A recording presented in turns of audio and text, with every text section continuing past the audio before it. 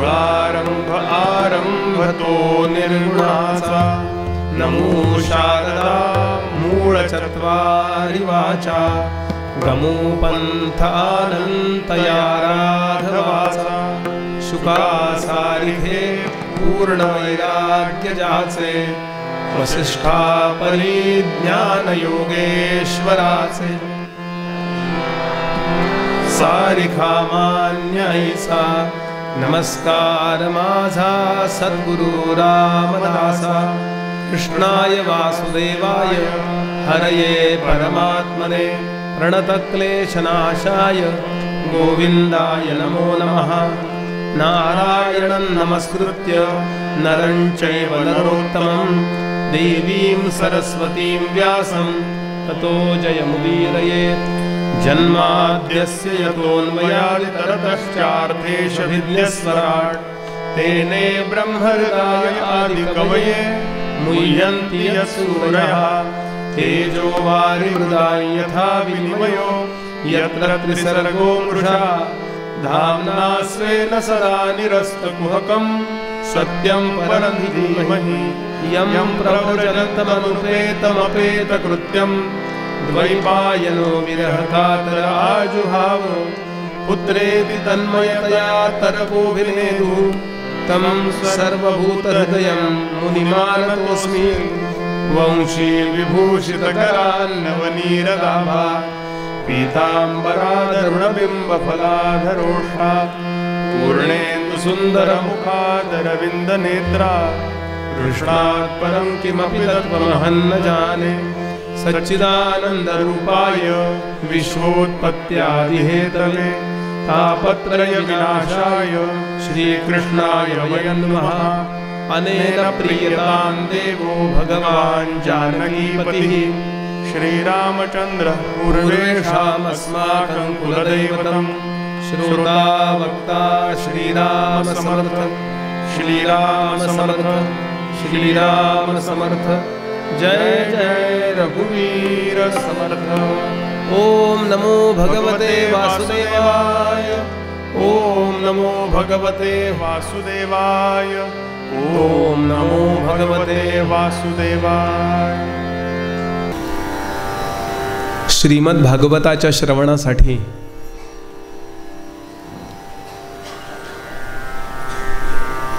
या ठिकाणी उपस्थित असणारे सर्व भाविक अधिकारी श्रोते सर्वांच्या हृदयस्थ परमात्म्याला मनापासून नमस्कार।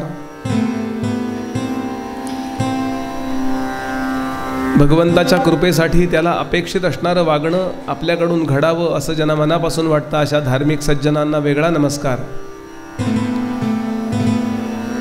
अधिकारी साधक श्रेष्ठाचे कला उपासक समाजातल्या अनेक क्षेत्रातले मान्यवर या ठिकाणी बसलेत, सर्वांबद्दल आदर। वेदमूर्ती श्री फडके गुरुजी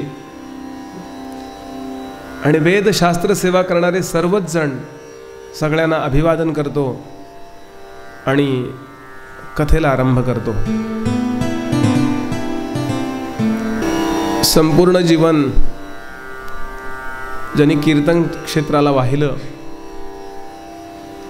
आम्हासारख्या अनेक विद्यार्थ्यांचे आदर्श आणि विद्यार्थ्यांच्यावर प्रेम करणारे हरिभक्तीपरायण श्री अपामार्जने बुवा यांचं वृद्धापकालानं आजच सकाळी देहावसान झालं। सगळं जीवन कीर्तनाद्वारा भगवंताच्या चरणी वाहिल्यामुळं त्या जीवाचं सोनच झालेलं आहे। पण मला अगदी पुन्हा पुन्हा वाटतं ते पुन्हा छान कीर्तनकार म्हणून जन्माला येतील आणि आपल्याला त्याचं कीर्तन कदाचित या देहात किंवा आपणही देह बदलून कीर्तन ऐकायला श्रोते म्हणून बसू आणि आपल्याला त्यांचं कीर्तन ऐकायला मिळेल।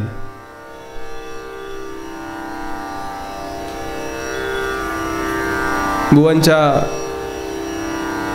संपूर्ण जीवनाला सगळ्यांच्या तर्फे वैयक्तिक आम्हा सर्वांच्या तर्फे नम्र अभिवादन करतो। जे समर्पण आहे बुवांचं, बुवांच्या ज्या संकल्पना होत्या त्या इतक्या स्ट्रॉंग होत्या। ते म्हणायचे कीर्तनावर जगू नका, कीर्तनाला तुम्ही जगवा। 1-2 वेळा त्यांच्याबरोबर कीर्तन करण्याचा योग आला होता. पुण्यामध्ये जुगलबंदी हा प्रकार उदय पावत होता. मी एवढासा छोटा मुलगा, ते म्हणले तू उभा राहा, तुला काही चुकला तर मी सांगतो तुला.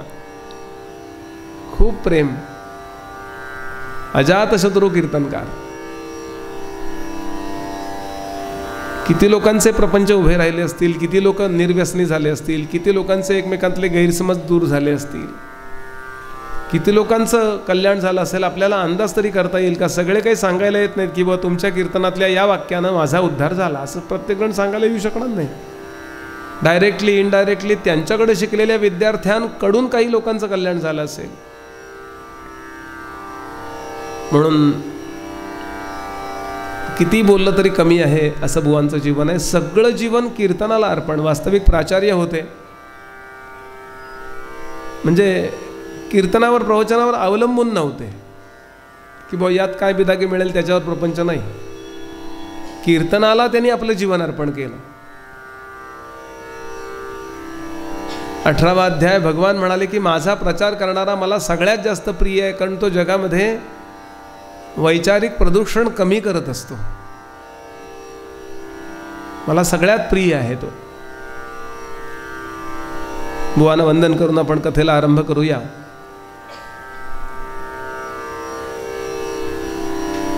प्रसंग आपल्या डोळ्यासमोर आहे की शुकदेवजी महाराज राजा परीक्षितीला भागवत सांगतायत आणि त्यातला 10वा स्कंद सुरू झाला. भगवान श्री गोपालकृष्णांनी गोकुळामध्ये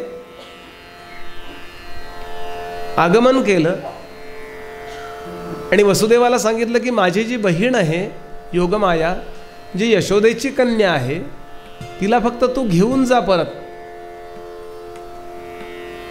आणि पद्मनाभ सहोदरी असं तिचं नाव. तिला घेऊन वसुदेव मथुरेत पोहोचले. पहाटेचीच वेळ आहे आणि पहाटेच्या वेळेला तिनं जो पहिला टिया केला, 6 वेळेला कंस आणि या लोकांना बातमी द्यायला लागली होती की मुलगा जन्माला आलाय, मुलगा जन्माला आलाय. पण या 7व्या वेळेला वाखा झाला, ॲबॉर्शन झालं असं म्हणा, की गर्भ गळून गेला असं त्याला वाटलं. वास्तविक तो संकर्षण रूपाने इकडून तिकडे गेलाय. आणि 8व्या वेळेला मात्र हिनं जो स्वर लावलाय पहिला, तसंही आपल्याला सगळ्यांना माहिती की घरात स्वर कोणाचा मोठा असतो?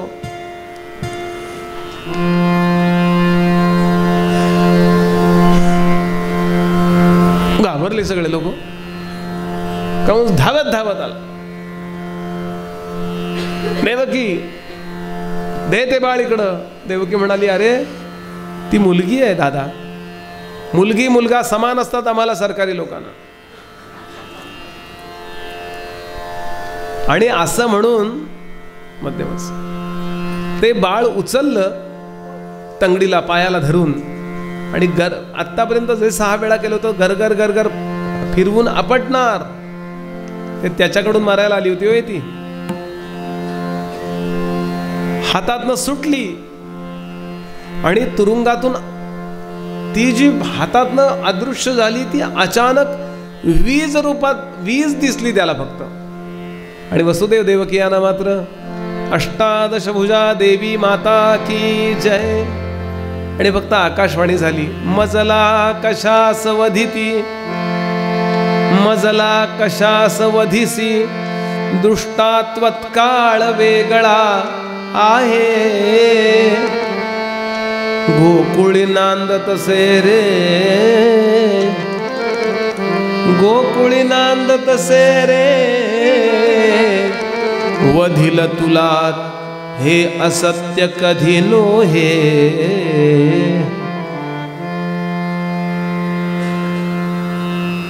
काही पाठामध्ये असं आहे, कोठे तरी नांदत असे. मी ज्या गुरुजनांकडे शिकलो ते म्हणले कोठे तरी कशाला, गोकुळी. थोडक्यात तुझ्यात दम असेल तर जा जा, पत्ता देते, आलाय जन्माला तो, आणि तो तुला योग्य वेळेला मारणारच आहे. पण मला मारण्याच्या भानगडीत पडू नको. या जगामध्ये ज्याचा जन्म नसतो त्याला मरण नसतं रे. आणि या दोघांना आशीर्वाद दिला आणि कुठे निघाली, तिथून जी गेली आहे वीज रूपानं, तेज रूपानं, ती विंध्याचल पर्वतामध्ये जाऊन बसली. तिचं नाव पडलं विंध्यवासिनी. कृष्णांची कुलदेवता आहे बरं, म्हणून कुलदेवतेचं करायला पाहिजे. आपल्या कुलदेवतेची कृपा कायम ठेवा, लक्षात घ्याल. मी तुम्हाला खुशकेचे मार्ग सांगतोय आणि मी माझ्या पदरचं सांगत नाही, परंपरेनं आलेलं सांगतोय. याचं कारण माणसाची सुधारायला लागली आहेत, फार शिकायला लागली की त्यांनी श्राद्ध बंद केलं. त्यांना म्हटलं आता शिकल्यावर पितर मुक्तच झाले सगळे, कुळधर्म कुळाचार बंद केले. असं कधीही करू नका. कितीही महान व्हा, कितीही महान व्हा. महान व्हायला कोण नको म्हणतोय. कितीही शिका, पण हे कायम शिल्लक ठेवा. आणि कंसानं क्षमा मागितली. क्षमध्वम मम दौरात्म्यम. मी म्हणे बुवा मला क्षमा करा, मी चुकलो. तुमची 6 मुलं, जर असं होणार होतं तर मी उगाच 6 मुलं मारली, काय गरज होती. त्या दिवशी मला मीडियामुळे मिसगाईड केलं गेलं आणि म्हणून मी असा वाईट वागलो. म्हणून लक्षात ठेवाल, मीडियावर फार विश्वास ठेवत जाऊ नका. सद्गुरुनाथ महाराज की. हां, डायरेक्ट सरकारने जर एखादी गोष्ट सांगितली ना तर विश्वास ठेवा. कारण आपण बातम्या ऐकायला लागलो की आपल्याला वाटतं आपल्याला त्यातलं काहीतरी झालं वाटतं.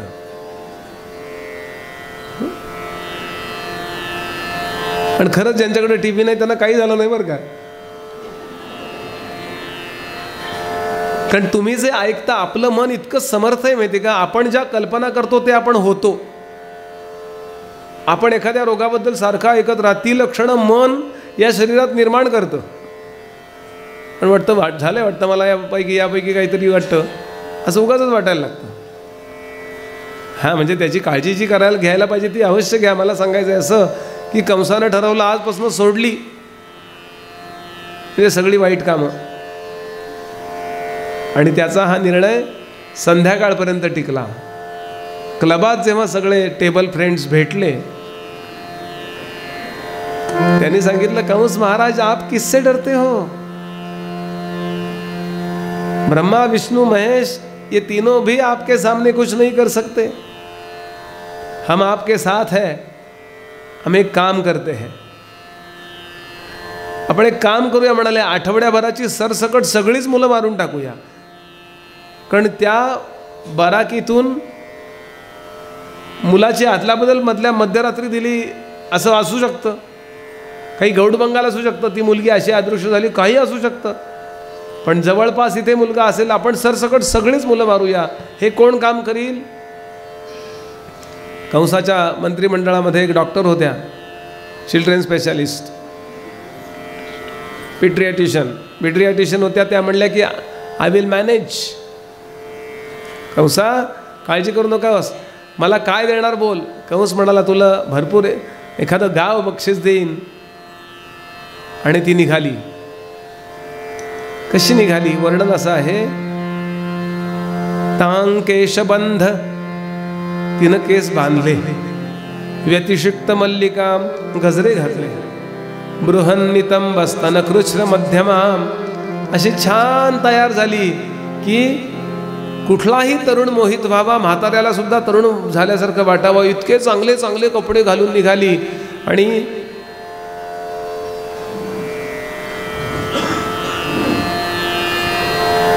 एक पुरग्राम व्रजादिषु, लहान लहान मुलांना मारत सुटली ती.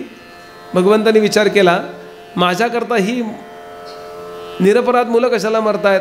आणि म्हणून तिनं आपल्याकडे यावं अशी प्रेरणा तिला दिली. आणि ती आली भव्य स्वरूपा घेऊनी. कशी आली, स्वरमूळच घेऊया. भव्य स्वरूपा घेऊनी, भव्य स्वरूपा घेऊनी, कपटे ती पूतना व्रजी आली. कपटे ती पूतना व्रजी आली. व्याली परी सौग्रा, व्याली परी सौग्रा, जी केवळ मृत्यूची स्वये आली. रामा रामा रामा सीतापते रामा रामा रामा रामा रघुत्तमा रामा रामा रामा रामा हरे हरे रामा रामा रामा रामा रघुत्तमा रामा. इतकी सुंदर आणि ती सरळ त्या नंद पाटलाच्या दारात वाड्यात आली आणि हाक मारली, यशोदे. अहो 6 दिवसाची ओळी बाळंतीन. मी अष्टमीला जन्मेन, ही चतुर्दशीला आली आहे, अमावस्येच्या आदल्या दिवशी. अष्टमीला भगवंताचा जन्म आहे, श्रावण वद्य अष्टमीला जन्म, अमावस्येच्या आदल्या दिवशी चतुर्दशीला आली आहे ही पूतना. 6 दिवसाची बाळंतीण ओली बाहेर गेली का सांगा? कोण बाहेर आलं तर वर्णन असं आहे, बलरामाची आई बाहेर आली. अजून नाव ठेवलेलं नाही त्याचं. रोहिणी बाहेर आली. तिनं विचारलं आपण कोण? हिनं विचारलं आपण कोण? अरे बाबा, तुम्हाला माहिती नाही का? म्हणाली मी यशोदेची लहानपणची बहीण आहे. लहानपणची मोठेपणचे वेगवेगळे असतात का? आणि भरा भरा भरा भरा आतमध्ये येते आणि युक्ती प्रयुक्तीने यशोदेला सांगते, तुझं ते बाळ माझ्याकडं दे. असं 4 दिवसाचं 6 दिवसाचं बाळ कोणी देईल का अनोळखी व्यक्तीकडे? ती भले अगदी दिल्लीहून आलेली असो, कोणी का असे ना, आपण असं नाही बाळ कोणाकडे देणार. ती म्हणली जरा त्याला ताप आहे. बरोबर आहे, त्याला दृष्ट लागली आहे, मी त्याची दृष्ट काढते. मी दृष्ट काढण्यामध्ये स्पेशालिस्ट आहे. दृष्ट काढणे नावाचा एक पूर्वी प्रकार असायचा बघा. काय काय काय काय म्हणायचे, आल्याची गेल्याची, घरातल्या माणसाची बाहेरच्या माणसाची, बुटक्या माणसाची उंच माणसाची, काळ्या माणसाची गोऱ्या माणसाची, बुवाची साथीदारांची, कुणाची लागले असेल. पण आहे बरं का, दृष्ट लागते. दृष्ट काढणे याचा अर्थ आपल्या ऑरा जो असतो, आपला आभामंडल असतं ना, ते साधारण 1 फूट एवढ्या अंतरावर असतं. याच्यावरती जे विषारी नकारात्मक अशी जी काही स्पंदनं येऊन थांबलेली असतात, व्हायब्रेशन्स येऊन थांबलेली असतात, ती ब्रेक करणं म्हणजे दृष्टी काढणं. आणि म्हणून ती अग्नीनी काढावी, पदराने काढावी. स्त्रीच्या पदरामध्ये इतकी ताकद आहे,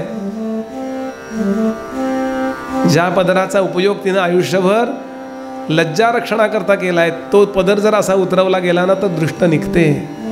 स्त्री ही सगळ्या जगाची आई आहे म्हणून परवा राष्ट्रपतीची दृष्ट काढली बघा. काय संस्कृती आहे आपली. आणि ह्यालाच गेले 70 वर्ष आपण कचऱ्यामध्ये टाकल्यासारखं केलं होतं, म्हणून देशाची ही अवस्था झाली आहे. कुठल्या पक्षाच्या बाजूने असायची गरज नाही, विरुद्ध असायची गरज नाही आहे. विचार करावा, ऋषींनी हे का निर्माण केलं असेल. आर्यभट्टानं केलेलं वजन आहे ना पृथ्वीचं, सांगितलेलं वजन, ते आजच्या वैज्ञानिकांच्या जवळपासचं आहे. छोट्या छोट्या गोष्टींचा विचार आहे आपल्याकडे. आणि अशी ती दृष्ट काढण्याकरता तिथल्या लोकांना सांगितलं एकाला अमुक आणू. बरं, असं काही शब्दांनी इम्प्रेस केलं. एकीला सांगितलं मिरची आणा, एकीला सांगितलं अमुक आणा, दुसरीला सांगितलं पाटा आणा. बरोबर, सगळ्या तिथल्या जणींना पाठवलं. आणि आली होती ती, अहो बकी स्तन कालकूट. स्तनाच्या अग्राला ती कालकूट नावाचा विष लावून आली होती. भयानक असं कालकूट. म्हणजे ते विष प्यायची गरज नाहीये. कुठेही ओठाला, इथे जरी स्तनाग्र लागला आणि त्या बाळानं नुसतं असं जरी केलं तरी ते बाळ फटक्यात मरून पडेल, असं भयानक विष घेऊन आली होती. बकी म्हणजे बकासुराची बहीण आहे ती.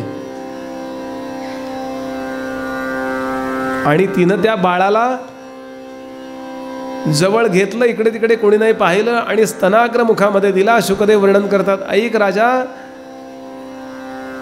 आणि वाट पाहू लागली ती, आता हे बाळ फटकन मरून पडेल आणि मला कंस भरपूर भरपूर भरपूर काही बक्षीस देईल. भगवान म्हणले, तो काय देईल, त्याच्यापेक्षा माझ्याकडचं बक्षीस फार भारी आहे. माझी दृष्ट काढतेस. अगं मी जर एखाद्यावरची दृष्ट काढून घेतली ना, माझी दृष्टी एखाद्यावरची काढून घेतली, त्याला गावात मिरवीत नेतात. हे असं आहे.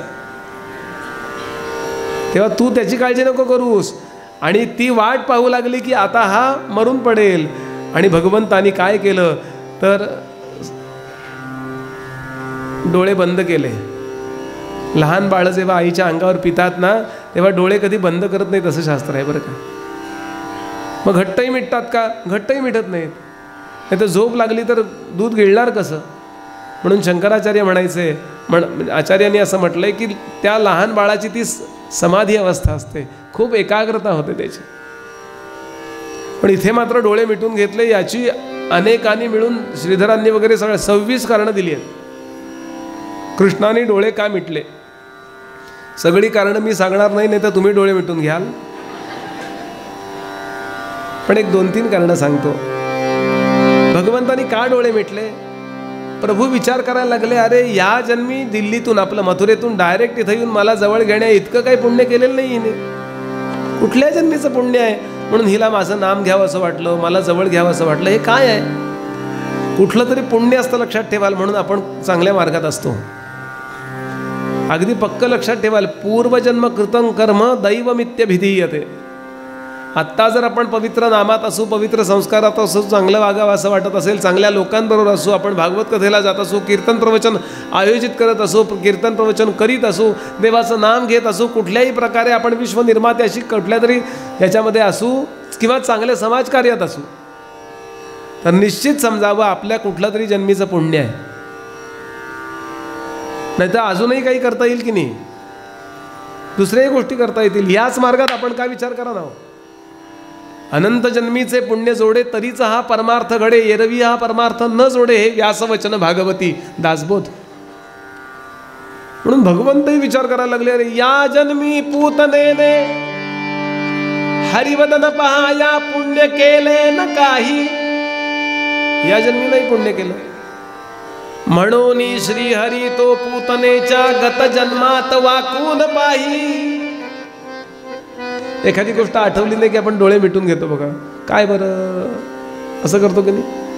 म्हणून भगवंताने डोळे मिटले आणि आठवलं, हा रे हा, काल मी वामन झालो नाही का, बलीच्या दारात गेलो, ते बलीची पत्नी, बली स्वतः, हे दोघेही आले मला दान द्यायला. आणि त्यांची एक 15 वर्षाची मुलगी जिथं आता लग्न ठरायला आलंय, ती रत्नप्रभा उर्फ रत्नावली नावाची मुलगी मागे उभी होती. तिनं पाहिलं त्या बाळाकडे, इतकं गुटगुटीत बालू, गोल गोल गाल, डोक्याचा चकचकीत गोटा, त्याच्यावरती गाईच्या खुरा एवढा घेरा, त्याच्यावरती चापून चोपून बसवलेली फुलवात आणि असं गुटगुटीत शरीर, इथे दंडगोल.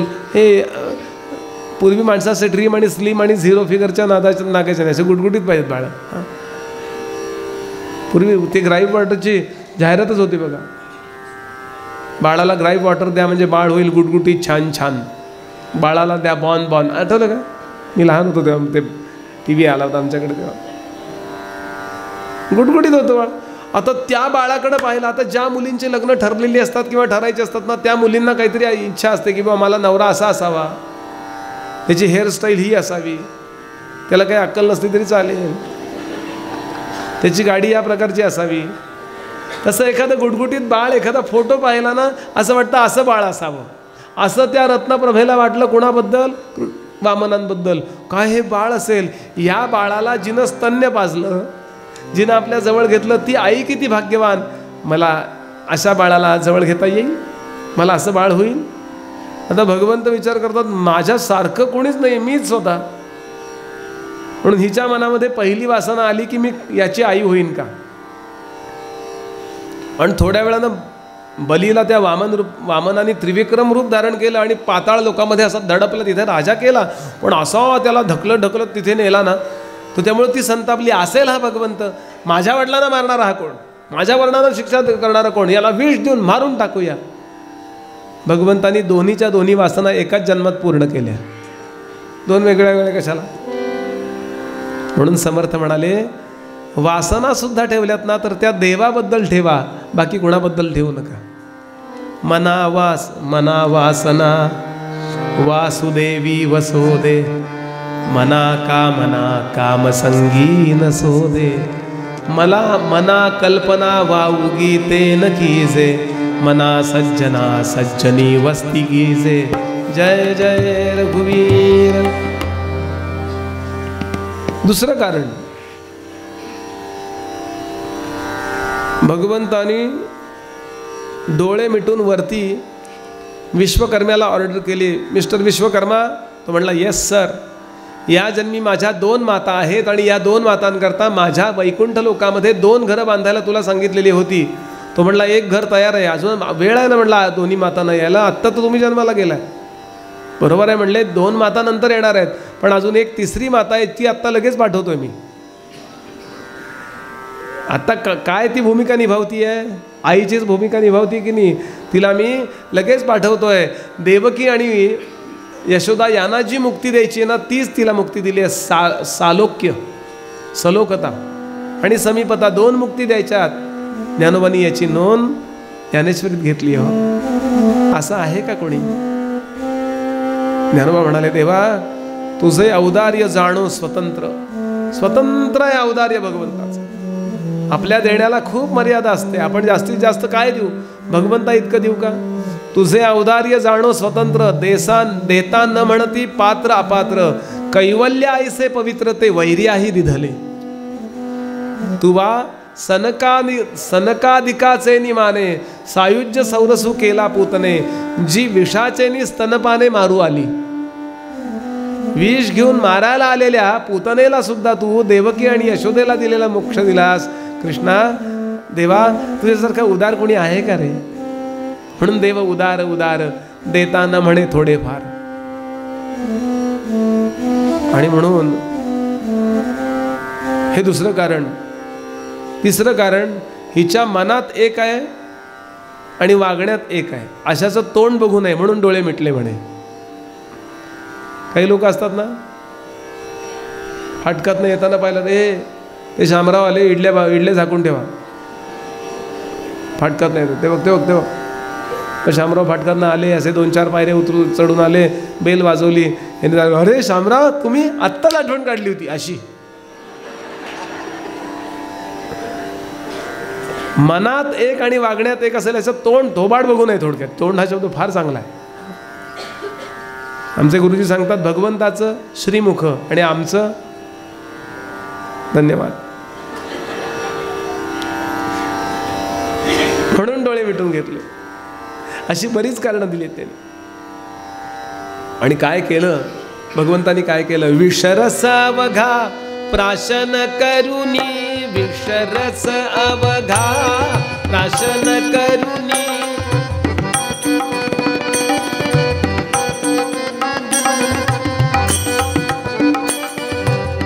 भगवान विष प्याले. जे काय थोडंसं होतं तेवढ्यात विष प्याले, पण विष पिताना डोळे मिटून त्यांनी भगवान शंकरांचं ध्यान केलं. का? असं आहे, जो ज्याबद्दल मास्टर आहे ना त्याचं ध्यान करावं. पिण्याच्या बाबतीत म्हणजे विषाच्या बद्दल बोलतोय. जनी जाणता पाय विष पिऊन पचवण्याच्या बाबतीत या जगात सगळ्यात मास्टर कोण आहे? भगवान श्री सिद्धेश्वर.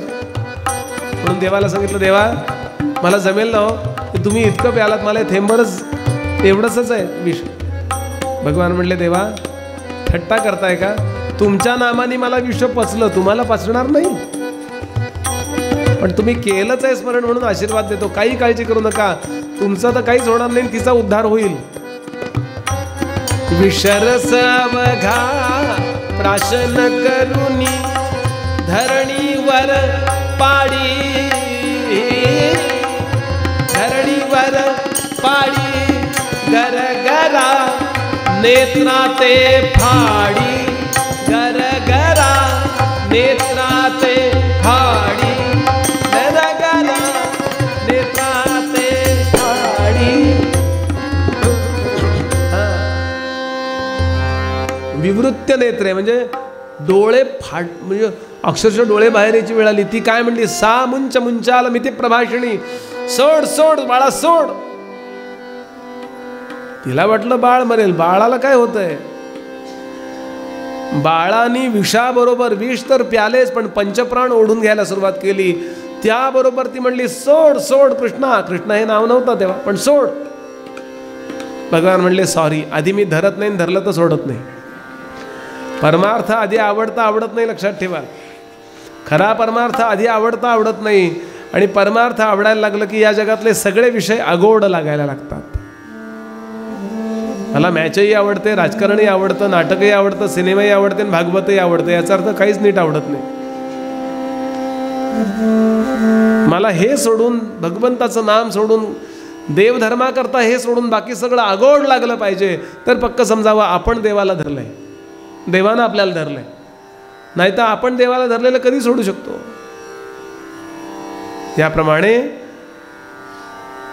भगवान म्हणाले नाही. आणि ती धावत धावत धावत घराच्या बाहेर आली आणि धाडकन कोसळली आणि मरून गेली. आता तिचं ते अवाढव्य असं आहे, तिनं मेकअप केला होता. मेकअप याचा अर्थ मराठीतला शब्द त्याला आहे नखरा.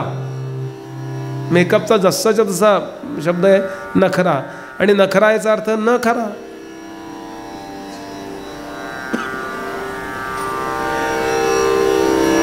पहाटे 5ला एक बाई लिपस्टिक लावित होती. पहाटे 5ला एक मुलगी लिपस्टिक लावित होती आणि नवरा म्हणला, अगं इतक्या सकाळी कुठं लिपस्टिक लावते, कुठं चालली तू? ती म्हणली, नाही माझा मोबाईल आहे ना, तो फेस रिडिंग त्याला लॉक आहे, तो ओळखतच नाही आहे मला. गंमत नाही आहे, मला गमतीचा मुद्दा सांगायचा नाही आहे. सांगायचं आहे असं की ती ही तयार झाली होती सगळ्यांना फसवण्याकरता, तशी ती नव्हती. मूळ स्वरूपामध्ये राक्षसी रूपात प्रकटली आणि तिच्या अंगाखाली अनेक झाडांचं चूर्ण झालं असं वर्णन आहे. भयंकर असं रूप ते राक्षसी, अशी नखं पिकं अशी धाडकन कोसळली.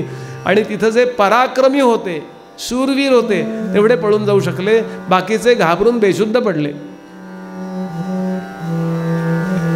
यशोदाही बेशुद्ध पडायची वेळ आली. नेमका नंद बाबा नाही आहे त्या दिवशी, तो दूध सारा भरायला, शेतसारासारखा दूध सारा भरायला मथुरेला गेलेला आहे, शहराच्या गावी गेला आहे. नोकर चाकर होते पण त्यांचं काय विचारांचं जाळणार. ते म्हणले, थांब यशोदे, बेशुद्ध पडू नको, थांब थांब. ते म्हणे, आता हिच्या अंगाखाली माझं छोटंसं 4-5 दिवसाचं बाळ सापडलं असेल तर थांबा. पोटाला शिड्या लावल्या असं वर्णन आहे, शिड्या लावल्या पोटाला. आणि पोटावरती चढून पाहिलं तर भगवान खेळत होते. भगवंताला खाली उतरवलं आणि गोमूत्रेण स्नापयित्वा पुनर्गोरजस अर्भकात, गोमूत्रानं आंघोळ घातली. बरं, त्या लोकांना कसं काय माहिती होतं गोमूत्र हे चांगल्यापैकी अँटीबायोटिक आहे कोणास ठाऊक? कदाचित ते शिकलेले नव्हते म्हणून माहीत असेल. शिकलं की काय होतं माहिती आहे का, आपल्याला आपण शिकलो तेवढंच खरं वाटायला लागतं, ह्याच्या काही बाहेर आहे असं वाटतच नाही. शिक्षण वाईट नाही आहे, पण शिक्षणाचा चष्मा लागला ना की असं वाटतं आपलाच नंबर खरा आहे, त्यांचा नंबर चुकीचा आहे. म्हणून मी नेहमी सांगतो, शिक्षण किती घ्या पण श्रद्धेचा चष्मा बाजूला ठेवू नका. एक असतो शिक्षणाचा चष्मा आणि एक असतो श्रद्धेचा चष्मा. तुकोबांनी सांगितलं, ज्ञानोबांनी सांगितलं, समर्थांनी सांगितलं, महाराजांनी सांगितलं, आपल्या ऋषींनी सांगितलं की आंधळेपणा नाही का हो, ठेवेपर्यंत श्रद्धा अंधश्रद्धा आहे हो. एकदा ठेवली की ती अंधच पाहिजे ना, म्हणूनच ती श्रद्धा. सांगितलं बस, ज्या अर्थी म्हटलेत ना असं असं करावं. आणि त्यात नुकसान काय आहे? आणि छानपैकी त्याला स्नान घातलं आणि काय केलं, चांगल्या पाण्याने आंघोळ घालून, गरम गरम पाण्याने आंघोळ घालून, या गोपींनी, या गवळणींनी आपल्या तळ पायाची धूळ त्याच्या कपाळाला आपण जसं भस्म लावतो, कुंकू लावतो असं लावले. आणि भगवान इतके आनंदी झाले. गोपींच्या तळ पायाची धूळ भगवंताला आवडू लागली. ब्रह्मदेव वर्ण म्हणले, देवा काय नाटकी आहेस रे, ऋषी मुनींनी षोडशोपचारे केलेली पूजा स्वीकारत नाही आणि या गोपींची तळ पायाची धूळ तुला आनंद देते. भगवान म्हणाले, ब्रह्मदेवा, प्रेमलक्षणा भक्ती कशाला म्हणतात हे तुला कळणारच नाही रे. तू मडकी बनवत बस नुसती, एकही मडकं सरळ नाही.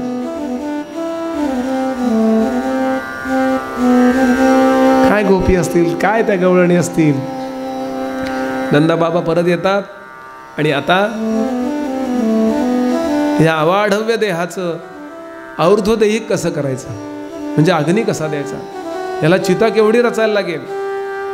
म्हणून तिला दोऱ्या बांधल्या आणि 100-200 लोकांनी ओढत ओढत ओढत ओढत ओढत गावाच्या बाहेर जिथे जरा पटांगण होतं त्या ठिकाणी आणलं आणि त्याच्यावरती झाडपाला अमकं तमकं सगळं जे काय कोरडंच एवढं होतं जळण्यासारखं साहित्य,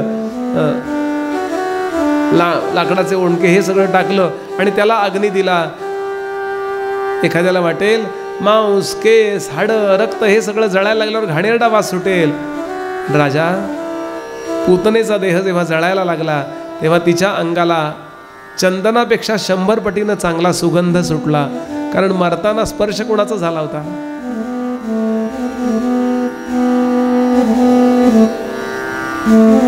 कुठल्याही हेतून उदात्ततेचा स्पर्श ज्या जीवनाला झाला त्या जीवनाचं कल्याणच होतं बरं का. बोलण्याचा भाव असा, हे पूतनेचं संकट गेलं आणि आता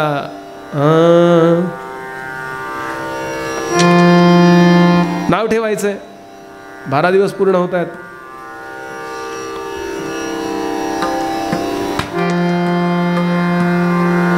बाराव्या दिवशी करायचं ते बारसं. नाव कोणी ठेवायचं? ही आत्या कधीपासून आली मला काही माहित नाही. मी त्याचा अर्थ असा करतो, कोणाची तरी आत्या संत होती, सत्पुरुष होती, संत होती, साक्षात्कारी होती, तेव्हापासून आत्या यायला लागली, किंवा ती आली होती आणि तिला म्हटलं आत या, तेव्हापासून तिचं नाव आत्या पडलं, असं असेल. पण लक्षात ठेवाल, नाम ठेवायला, मुलांची मुलींची नावं ठेवायला अधिकार संपन्न वैदिकांना बोलवावं, साक्षात्कारी महापुरुषांना बोलवावं, आपल्या श्रीगुरूंना बोलवावं आणि त्यांना सांगावं याचं नाव तुम्ही ठेवा. कारण आपल्या नावामध्ये सगळं जीवन असतं बरं का.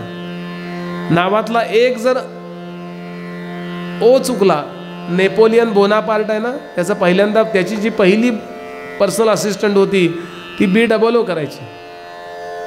नेपोलियन बोनापार्ट असं बो होतं पण BO करायची. आता ती केव्हा तरी गेली, नवीन आली आणि तिनं BO करायला सुरुवात केली. त्या दिवशीपासून नेपोलियन सगळी युद्ध हारला, असं मी त्याच्या चरित्रात वाचलंय. इतकं सूक्ष्म आहे नावामध्ये. नाव ठेवायला जर चुकलं, आपल्याला एक गोष्ट सांगतो. एक मुलगा नेहमी आजारी पडायचा पुण्यामध्ये, आडनाव त्याचं मांडके, त्याचं नाव नारायण बिरण काहीतरी होतं. सारखा आजारी पडायचा. म्हणून सदाशिव पेठेमध्ये नित्यानंद स्वामींचा आश्रम होता, खूप वर्ष झाली त्याला, आता नाही येत ते स्वामी. ते आई वडील त्या मुलाला घेऊन, 5-6 वर्षाच्या मुलाला घेऊन त्यांच्याकडे गेले. सारखा आजारी पडतो, सारखा आजारी पडतो. त्या मुलाकडे पाहिलं आणि ते सत्पुरुष म्हणाले, अहो याचं नाव ठेवायला चुकलाय तुम्ही, उद्याच्याला त्याला घेऊन या. मी याची 5-6 वर्षाच्या मुलाला शोभेल असा पाळणा तयार केला त्यांनी. आणि ते म्हणले, मी माझंच नाव याला देतो. आणि म्हणून नित्यानंद हे नाव त्याला दिलं. आणि हा मुलगा पुढे खूप मोठा डॉक्टर झाला. डॉक्टर नीतू मांडके, नित्यानंद नाव ठेवलं त्यांनी. असं आहे.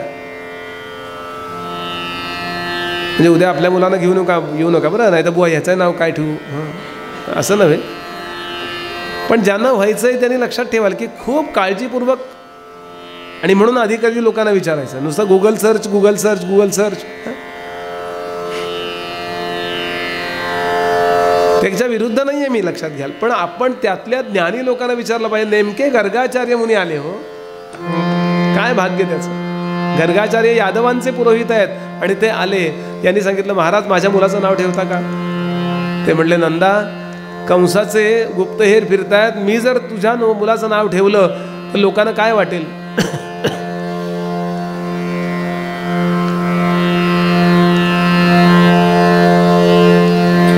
लोकांना असं वाटेल हा यादवांचा आहे का काय, आणि त्याला मारण्याकरता लोक प्रवृत्त होतील. कारण असं आहे.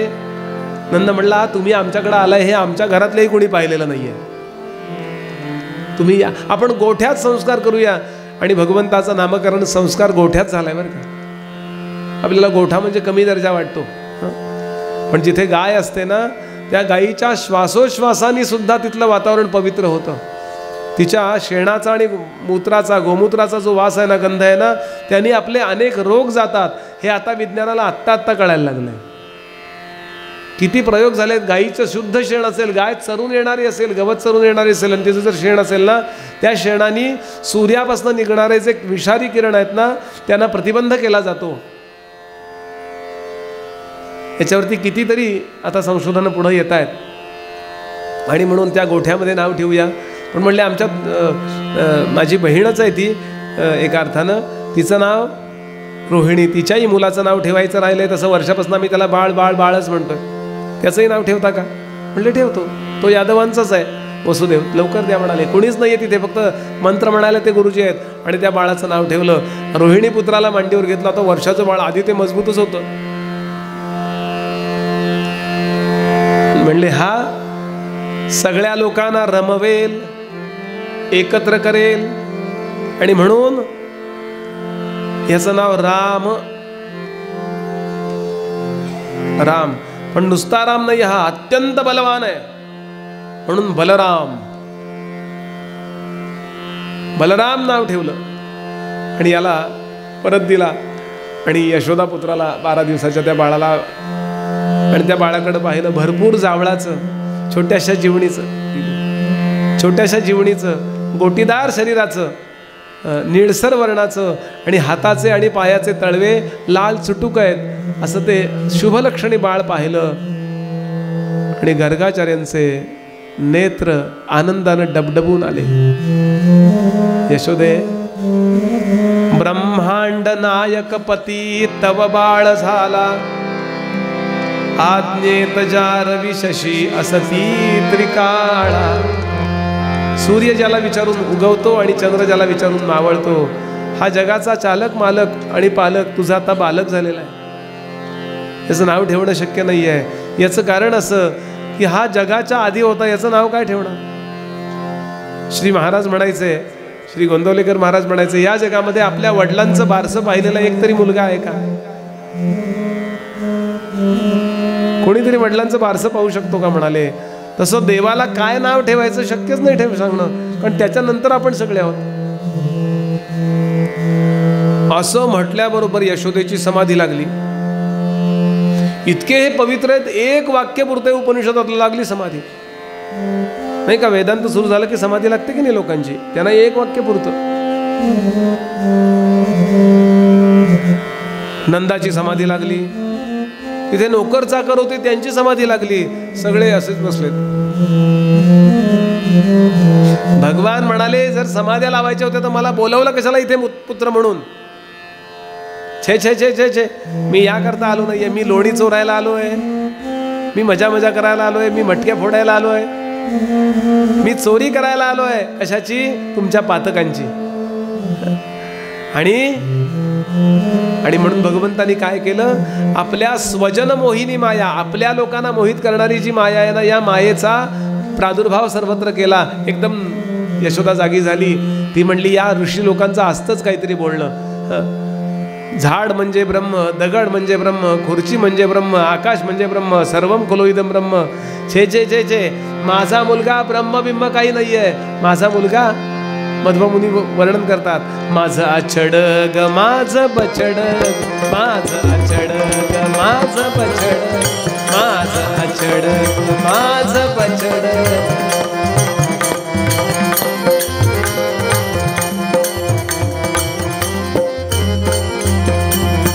विकसित पंकज लोचन जाचे, विकसित पंकज लोचन जाचे, विकसित पंकज लोचन जाचे, विकसित पंकज लोचन जाचे.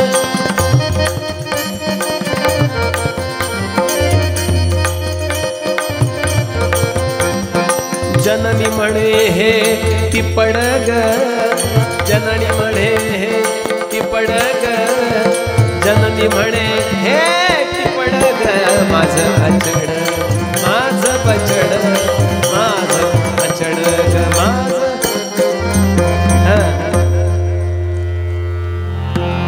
छे छे म्हणे, हा असं काही नाही आहे बरं का.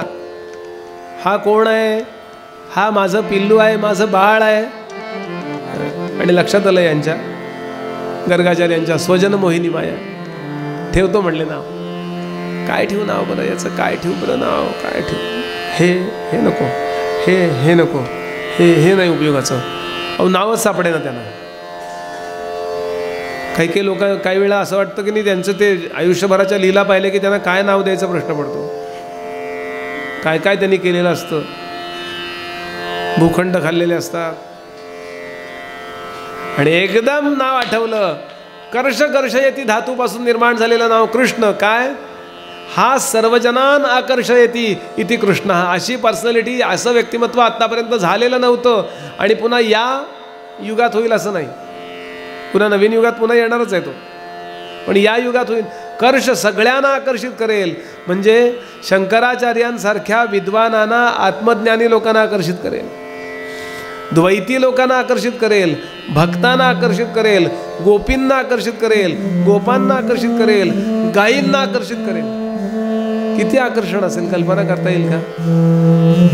श्लोक येतात इथे, त्या गोपी सांगतात, कृष्णा आम्ही स्वयंपाक करताना तरी बासरी वाजवू नको रे, तुझी बासरी आम्ही ऐकल्यानंतर आम्ही मोहित होतो, हे काही विशेष नाही. कृष्णा जी लाकडं आम्ही पेटवलेली असतात ना चुलीमध्ये, त्या लाकडांना पालवी फुटते रे तुझी बासरी ऐकल्यावर.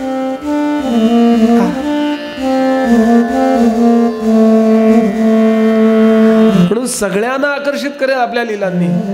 अहो इतकंच काय, जो देव धर्म मानत नाही, गीता बिता ज्याला विशेष माहिती नाही, काही इंटरेस्टही नाही, अशाला सुद्धा कृष्णाबद्दल इंटरेस्ट आहे ना. नाही म्हणले ते 16,108 नेमकं काय प्रकरण आहे कोणास ठाऊक, आहे की नाही. सगळ्यांना आकर्षित करेल. सर्वजनान आकर्षयती स कृष्ण, असा याचं नाव ठेवलं कृष्ण. यशोदेने सांगितलं, गुरुजी नुसतं नाव नका ठेवा, याचं भविष्य सांगा ना, याचं भविष्य सांगा. म्हणले सांगू. व्रजे वसंतम नवनीत चौरम. हा व्रजामध्ये ताजं ताजं नवनीत म्हणजे लोणी चोरायचं बरं का. लोणी याचा अर्थ काय हो, प्रपंच ताकासारखा आहे आणि परमार्थ हा लोण्यासारखा आहे बरं का. याच प्रपंचरूपी ताकातून लोणी वर काढायचं असतं, हे आपल्याला कृष्ण शिकवतात. आणि घेणेबल काय आहे, लोणी त्यातल्या त्यात नाही. आम्हाला ताक आवडतं, तस मुद्दा फक्त इथला चाललाय. ताक पोटाला चांगलं असतं असं नाही, ते दृष्टांतापुरता दृष्टांत घ्या. लोणी याचा अर्थ सारभूत भाग, जे काय घ्यायचंय, हा प्रपंच नश्वरच आहे, यातून शाश्वत परमार्थ शोधा, हे सांगण्याकरता तो लोणीत चोरतो. म्हणले ते मग तूप का नाही चोरत आहे. तूप याचा अर्थ आपल्या अनुभवाने आपण तपश्चर्या करून तपश्चर्येचा अनुभव तापवायचा तपश्चर्याने, मग येतं ते तूप आहे. तूप याचा अर्थ आपल्याला आलेला अनुभव.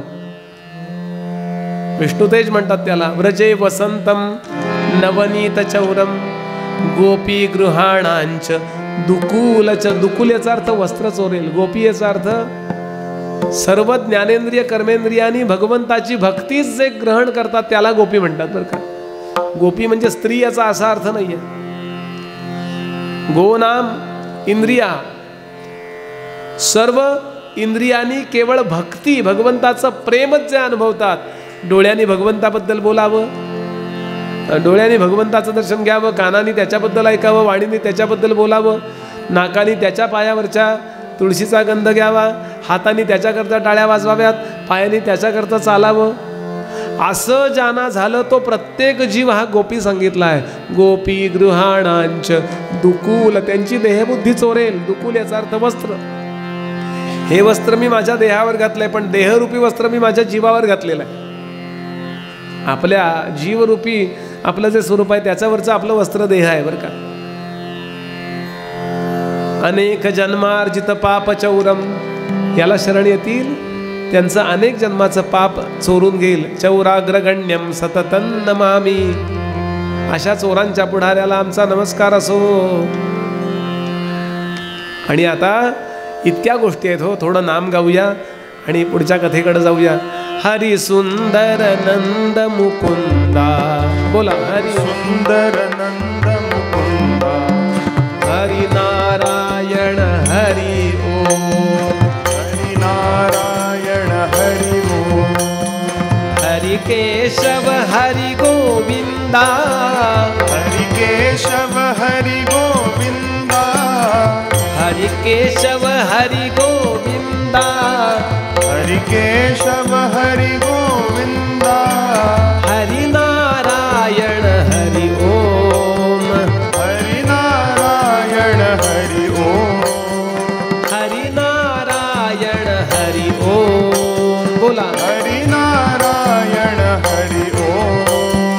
हरि सुंदर नंद मुकुंदा. हरि सुंदर नंद मुकुंदा.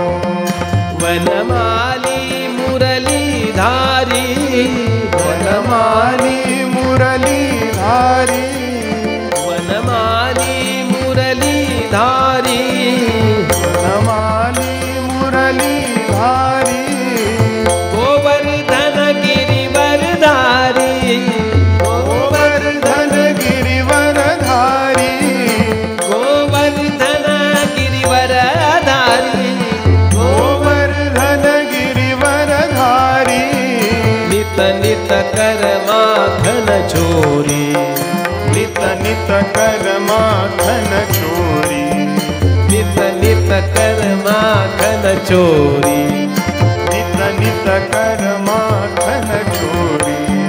हरि नारायण हरि ओम, हरि नारायण हरि ओम, हरि सुंदर नंद मुकुंदा, हरि सुंदर नंद मुकुंदा, हरि सुंदर नंद मुकुंदा, हरि सुंदर नंद मुकुंदा।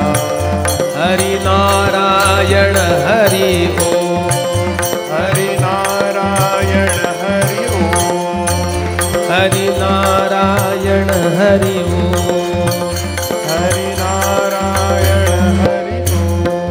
ओम नमो भगवते वासुदेवाय, ओम नमो भगवते वासुदेवाय, ओम नमो भगवते। वासुदेवाय। आता एक एक कथा लिहायला सुरुवात करतात.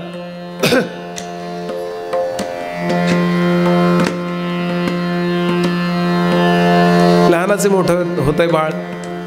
आता यशोदेला थोडंसं काय झालं असं वाटायला लागलं की इतकं चांगलं ज्योतिष आहे तर प्रत्येकालाच विचारूया. माणसाला एक हॅबिट असते बघा, प्रत्येकाला ज्योतिष विचारायचं. बुवा तुम्ही पत्रिका बघता का? बुवा हात बघता का? हात दाखवून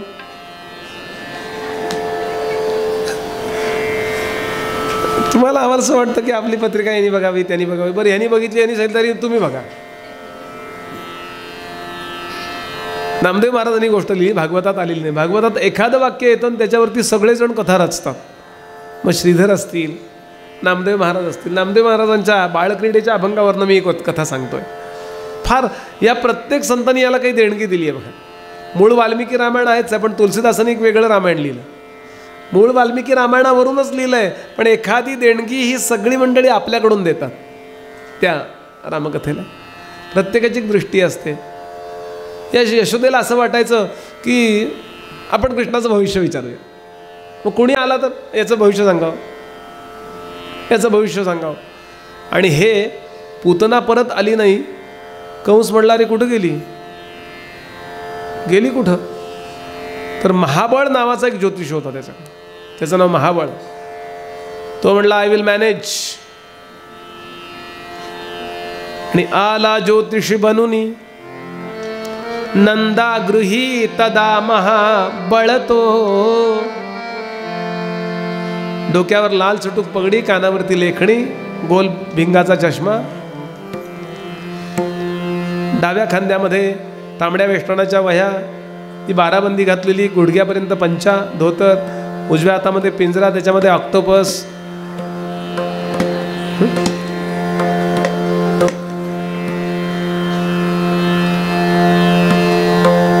श्रीकृष्णासी तेव्हा नामदेव महाराज, श्रीकृष्णासी तेव्हा ओसंगी घेतले वर्तमान पुसे ब्राह्मणासी.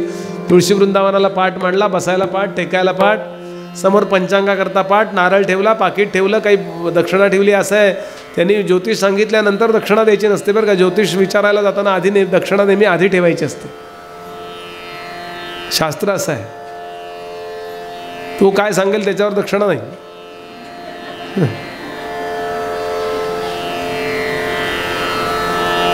आणि यांनी सांगायला सुरुवात केली.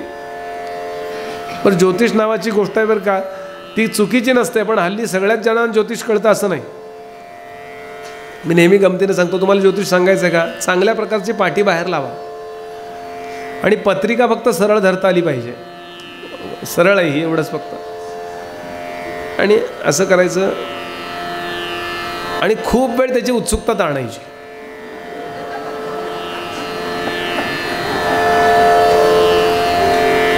एकदा गंभीर चेहरा करायचा, एकदा हसरा करायचा, परत गंभीर करायचा.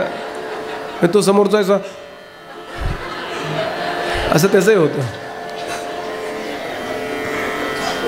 आणि चांगला ताणायचा. आता आपण काही सांगायला सांगितलं तरी तो ऐकेल अशा स्थितीत त्याला आणायचा. इतकी त्याची क्युरिओसिटी ताणायची, उत्सुकता ताणायची. पहिलं वाक्य मी सांगतोय बोलत चला. एकूण पत्रिकेचा विचार करता असं लक्षात येतंय की तुम्ही लोकांकरता खूप काही करता, पण लोकांना त्याची किंमत नाही. तो पुढंच सरकून बसतो. असं प्रत्येकालाच वाटत असतं.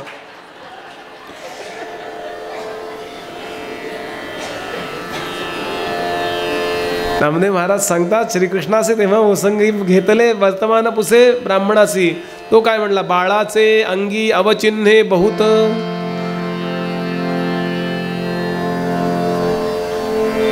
तुझिया पुत्रासी लागलेसे मूळ करील निर्मूळ सर्वत्रांसी. बाळाचे अंगी बहुचिन्हे अवचिन्हे बहुत, नेऊ नगरते टाकायासी. तुमच्या घराच्या पाठीमागे एक 30 फूटचा खड्डा तयार करा, त्यामध्ये काटे टाका बाभळीचे, त्याच्यावरती मीठ टाका, त्याच्यावर अग्नी टाका, आणि त्याच्यावर हे बाळ टाकून द्या, वरती माती टाका. कारण त्याला एक कळलं, आपण मारायला गेलो तर आपलं पूतना होईल. आई वडिलांना तो काही करणार नाही, युक्तिवाद होता तो. अशा पद्धतीने त्यांनी युक्ती करायचा प्रयत्न केला आणि यशोदेला वाईट वाटलं. टाळ्या वाजू नको रे,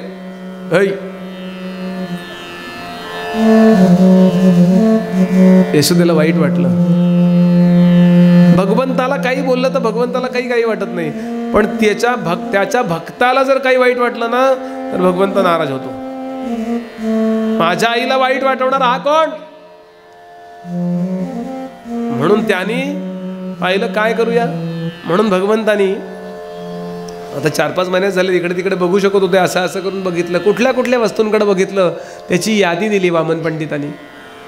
कुठल्या कुठल्या वस्तूंकडे बघितलं, काठी काठी, खुंटी, कुऱ्हाडी, कुदळ, करवती, लाटणे, पोळपाट, ताटे, लोटे, तवा तो, दगडी अरगळा, धावले तेही पाट. चांडाळा मारिता ती स्थिरचर अवघे काय होईल वाट. आणि पंचा तोही गळाला पळत मग सुटे ना दिसे पाय वाट. थोडक्यात त्याची काय केली, काय लावली वाट. काठी, माझ्या आईला वाईट बोलतोस? ती म्हणली असं का सांगतो ज्योतिषी बुवा, गर्गाचार्यांनी तर किती चांगलं सांगितलं. गर्गाचार्यांनी दक्षिणेकरता सांगितलं होतं मी निस्पृह आहे. भगवान म्हणले होय का, काढतो तुझी निस्पृहता, माझ्या आईला ताप देतो काय? म्हणून काठी, कोपऱ्यातली काठी होती, धुणं वाळत घालायच्या काठ्या असायच्या पूर्वी. आणि ती काठी जी निघाली तुम्हाला सांगतो कोपऱ्यातनं, आणि त्या काठीने जे दणकून त्याला बडवून काढला, खुंटी. पूर्वीचं असं एकही घर नव्हतं की ज्या घरात खुंट्या नाहीत. आता कुणाकडे जा, साहित्य कुठं अडकवायचा प्रश्न पडतो, आहे की नाही बघा. खुंटी हा प्रकारच बंद झाला. डोक्यावरचा फेटा काढला, कीर्तन झालं, म्हटलं कुठं अडकू, आमच्या टाळक्याला अडकवा म्हणले, आहे कुठं घरात काय. त्या सपासप अशा खुंट्या उपटल्या गेल्या अशा त्या भिंतीतनं, आणि आकाशातनं अशा तरंगत आल्या, आणि टेबल टेनिस टाण टून टाण टून टाण टून टाण टून. हे बाळा शांत बसायचंय बरं का. आता परत फोन करू नको कोणाला, फोन ऑफ करून ठेव. मी तुला आयडिया सांगतो काय करायची. नाम सुरू झालं की तुला जरा चक्कर मारून आलं तर चालेल. मला माहिती आहे मुलांना कंटाळा येऊ शकतो. ही युक्ती करायची आणि शांत ऐकायची, कृष्णाची कथा ऐकायची की नाही. हां हेच वय आहे सांगायचं, त्याला काही वाटत नाही. बुवा मला सांग हरकत नाही बरं का. मोठ्या लोकांना बुवा आमच्या मुलाला बोलले, म्हणून मोठ्या लोकांनी ॲडजस्ट करून घ्या. बुवा बोलतात हेच नशीब समजा. सगळ्यांनी लक्षात ठेवा, असं होऊ शकतं पाणी प्यायचं आहे, मग नाम सुरू झालं मध्ये असा एखादा असतो वेळ की तेवढ्या वेळात जरा हालचाल केली तर चालते, म्हणजे मग एकाकरता इतरांची बिघडत नाही. अशा सगळ्या वस्तू निघाल्या. त्या खुंटीनं डोक्यावरची पगडी उडवली, त्याच्या कुऱ्हाड निघालेली पाहिली ना, हा उठला.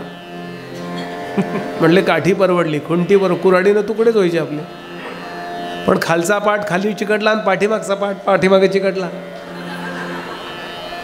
अहो चैतन्यानं नटल्या सगळ्या जड वस्तू. नामदेव महाराज या अभंगामध्ये म्हणतात काय झालं त्याचं.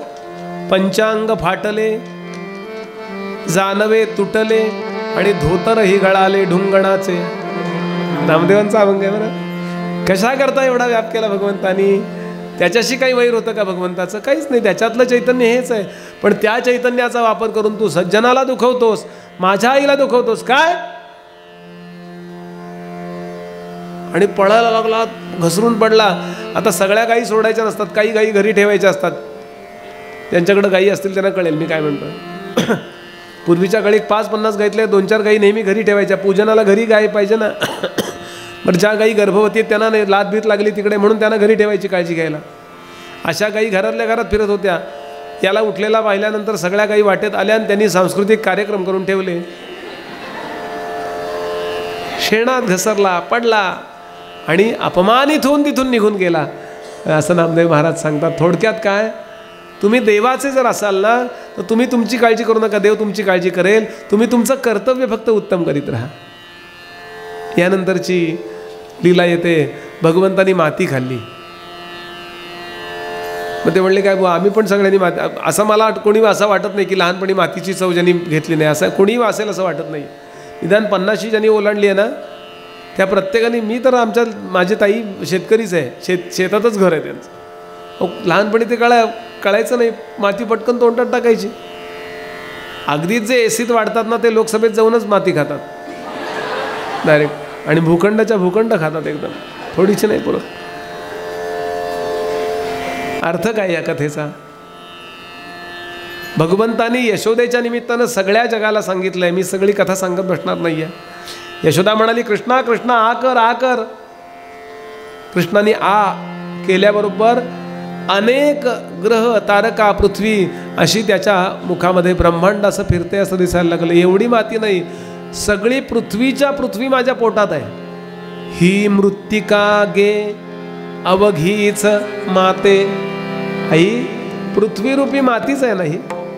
आधीच माझ्या उदरात माते मावते, का भक्षिली ते म्हणशील माते.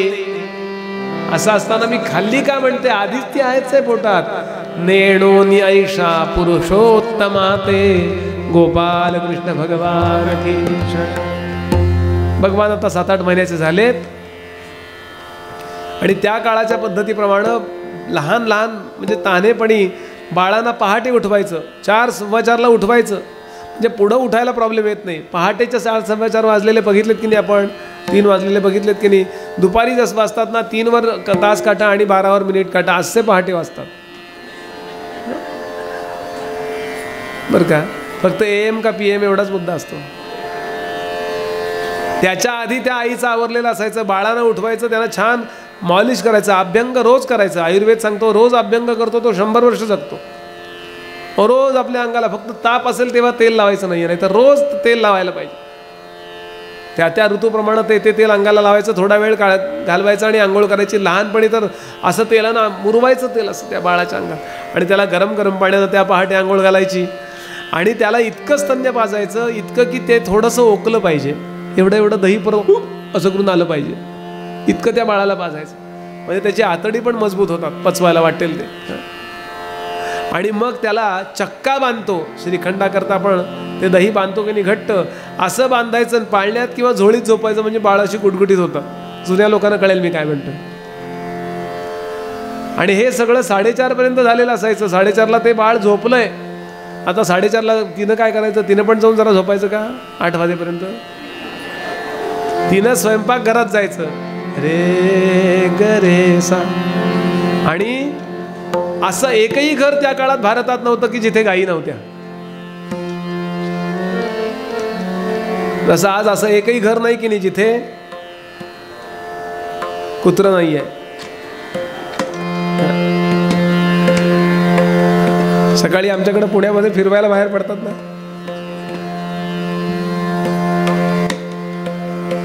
उपयोग कोणाचा आहे फक्त प्रश्न आहे. नाही, आपल्याला आवडत असेल तर ते काही काढून टाका असा अर्थ नव्हे, पण ज्यांना शक्य त्यांनी गोसेवा करा एवढं मात्र इथं निरोप निश्चित देतात भागवतकार. असं एकही घर नाही. आणि मग काय करायचं, त्या गायीची धार घरात नोकर चाकर असेल तरी ते बाईनी काढायची. आदल्या दिवशीची धार काढली आहे, त्याचं दही लावलंय, गरम गरम दूध करून त्या दह्याचं लोणी स्वतः करायचं. हे सकाळी 4:30 ते 6:30 वेळात 2 तास तिनं राबायचंय. वेगळं जिमला जायचं कारणच नाही. मोठाच्या मोठा गोविंद खांब, त्या गोविंद खांबासमोर मोठा रांजण, त्याच्यामध्ये एवढा माथा असलेली रवी, त्या रवीला मोठा दांडा, त्या दांड्याला अशी छान दोरी गुंडाळलेली, ती दोरी पलीकडे गोविंद खांबाला बांधलेली. आणि असं असं करून ते दही त्यामध्ये टाकायचं, लोणी वरती काढायचं, लोणी वेगळं काढायचं, ताक वेगळं काढायचं, दुसरा माठ त्यामध्ये टाकायचा आणि तेव्हा नाम गायचं, राधे कृष्ण गोपाल कृष्ण, राधे कृष्ण गोपाल कृष्ण, राधे कृष्ण गोपाल कृष्ण, राधे कृष्ण गोपाल कृष्ण, राधे कृष्ण गोपाल कृष्ण, राधे कृष्ण गोपाल कृष्ण, राधे कृष्ण गोपाल कृष्ण, राधे कृष्ण गोपाल कृष्ण, राधे कृष्ण गोपाल कृष्ण. राधे कृष्ण गोपाल आता लोणीवरती आलं,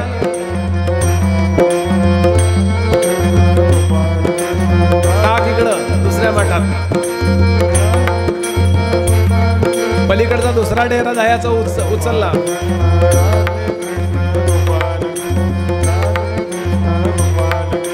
राधे कृष्ण गोपाल कृष्ण, राधे कृष्ण गोपाल कृष्ण, राधे कृष्ण गोपाल कृष्ण, राधे कृष्ण गोपाल कृष्ण, राधे कृष्ण गोपाल कृष्ण, राधे कृष्ण गोपाल कृष्ण, राधे कृष्ण गोपाल कृष्ण, राधे कृष्ण गोपाल कृष्ण, राधे कृष्ण गोपाल कृष्ण, राधे कृष्ण गोपाल कृष्ण, राधे कृष्ण गोपाल कृष्ण, राधे कृष्ण गोपाल कृष्ण, राधे कृष्ण गोपाल कृष्ण, राधे कृष्ण गोपाल गोपाल कृष्ण भगवान की जय. काय विषाद आहे आयुष्यामध्ये, काही मूव वगैरे आणायला लागेल. मूव आऊ आउच, आपके घर में कौन रहता है कमर दर्द या मूव.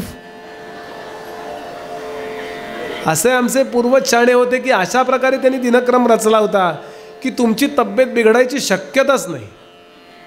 हे असं अन्न खायचं आहे, अन्नाचाही परिपोष असा आहे. आणि दिनक्रमामध्ये सुद्धा अशा प्रकारे कष्ट आहेत की वेगळं काही. बरं, आपल्या हाताने काढलेलं लोणी आहे, आपल्या हाताने लावलेलं दही आहे, आपल्या हाताने काढलेलं तूप आहे, त्याचा परिणाम ते स्वच्छच असणार आहे. स्टरलायझेशनचं काही कारण नाही. बरं, घरातल्या लोकांकरता करतोय आपण, त्यामुळे काही उपकार करत नाही आपण. चांगल्यात चांगलंच करणार ना, नवऱ्याला आणि बायकोला किंवा घरातल्या मुलाबाळांना सगळ्यांकरता चांगलंच करणार. त्यानंतर त्या बाळांचं आवरून द्यायचं आणि मग पाणी आणायचं. हे सगळं सकाळच्या वेळेला. आता एक 5 वाजले असतील म्हणजे अर्धाच तास लोणी, एक 50 बरं, घरात नोकर चाकर किती असोत, काही काम आपण स्वतः करायचं. आपण टी व्ही बघत बसायचा करून. मी गंमत नाही करत आहे, लक्षात घ्याल. जे लोक पोळ्या करतात, जे लोक काय भांडी घासतात, काय करतात, पोळी करताना असं करताना, ते कणिक मळताना मला खरं सांगा त्यांच्या थोड्या तरी पेशी त्या कणकीमध्ये मिक्स होत असतील की नाही. मग कुणाच्या पेशी पोटात जाव्यात? आईच्यात पेशी पोटात जाव्यात ना बाळाच्या, म्हणजे ते पोरगं आईशी प्रामाणिक राहणार आहे ना. हे मी विनोदाकरता किंवा बाहेरच्या हॉटेलमध्ये खाऊ नको एवढ्या प्रचाराकरता असं मोघम नाही बोलत आहे. त्यामध्ये खूप लॉजिक आहे. नाईलाज आहे, प्रवासात आहात, खाण्याची वेळ आली, ठीक आहे. असं काही शास्त्र, आपलं शास्त्र हे आईसारखं आहे, लक्षात घ्याल. शास्त्र हे माऊली आहे. चुकलात ना तुम्ही, काही कमी जास्त घडलं तर ॲडजस्ट करून घेणारी आहे. पण हाऊस म्हणून पण काय काय, मी तर परवा असं पाहिलं की थुंकी लावून त्या पोळ्या करतात. आपण पाहिलं असेल ते म्हणले आमच्या धर्मात तसं सांगितलं. अरे काडी लावा त्या धर्माला. असं धर्म असतो उष्ट काय लोकांना खायला घालायचं. आणि म्हणून या सगळ्याद्वारे संस्कार असे केले जातात. म्हणून स्वतः राबायचं. किंवा चांगल्या ठिकाणचं का, असं ठिकाणं असतात, अशी ठिकाणं आहेत की पवित्र किंवा चांगल्या प्रकारे तिथे मिळतं. जाणार आहे मी सहस्रबुद्धे काकूंकडं भागवत नसताना जेवायला. हां, कारण अशी स्वच्छ माणसं आहेत ना, त्यांना अजिबात अस्वच्छता चालणारच नाही आहे. मी तुम्हाला बरं वाटण्याकरता बोलत नाही, खरंच सांगतोय. असे लोक आहेत आजही की स्ट्रिक्ट. आमचा प्रद्युम्न असा आहे.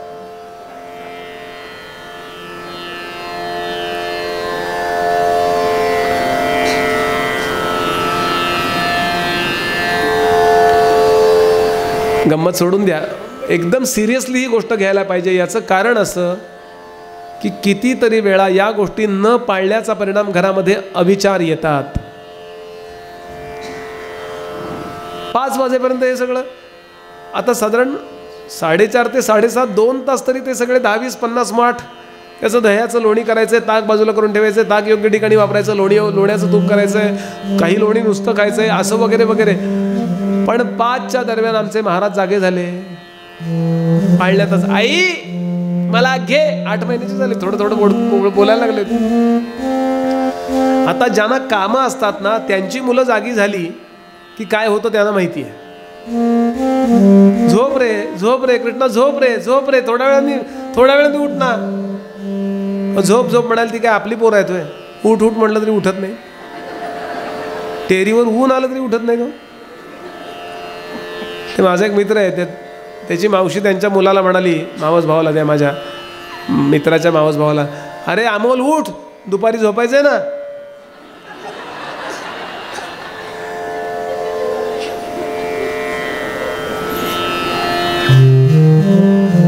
भगवान उठले, बरं अंगाला जे बांधलेलं होतं ते उपरणं घट्ट असं घट्ट बांधलेलं होतं, थंडी आहे, ते सोडून टाकलं आणि पाळण्यातनं दणकन एवढ्या उंचीवरनं उडी मारली. दणकन, बापरे, त्याला लागलं असेल. जिथं उडी मारली तिथे खड्डा पडला.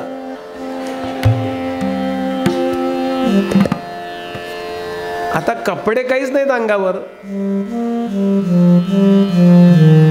दिशा हेच अंबर. 8 महिन्याचे प्रभू दुडू धावायला लागले. कमरेला चांदीची मेखला, हातामध्ये काळ्या मनगट्या, पायामध्ये पैंजण. चल चल चल चल चल चल असे आले. आणि आई कुठे असते आई माहिती आहे, तिथे स्वयंपाकघरात आले. एका हातानं आईचा हात धरला, एका हातानं ती रवी धरली आणि असं काही आईकडं पाहिलं. आई घे ना ग मला.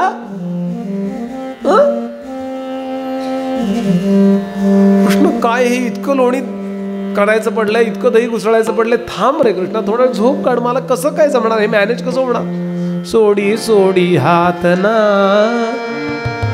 सोडी सोडी हात ना, काना करू दे दधी मंथना. सोडी सोडी हात ना, सोडी सोडी हात ना, सोडी सोडी हात ना, काना करू दे दधी मंथना. सोडी सोडी हात ना.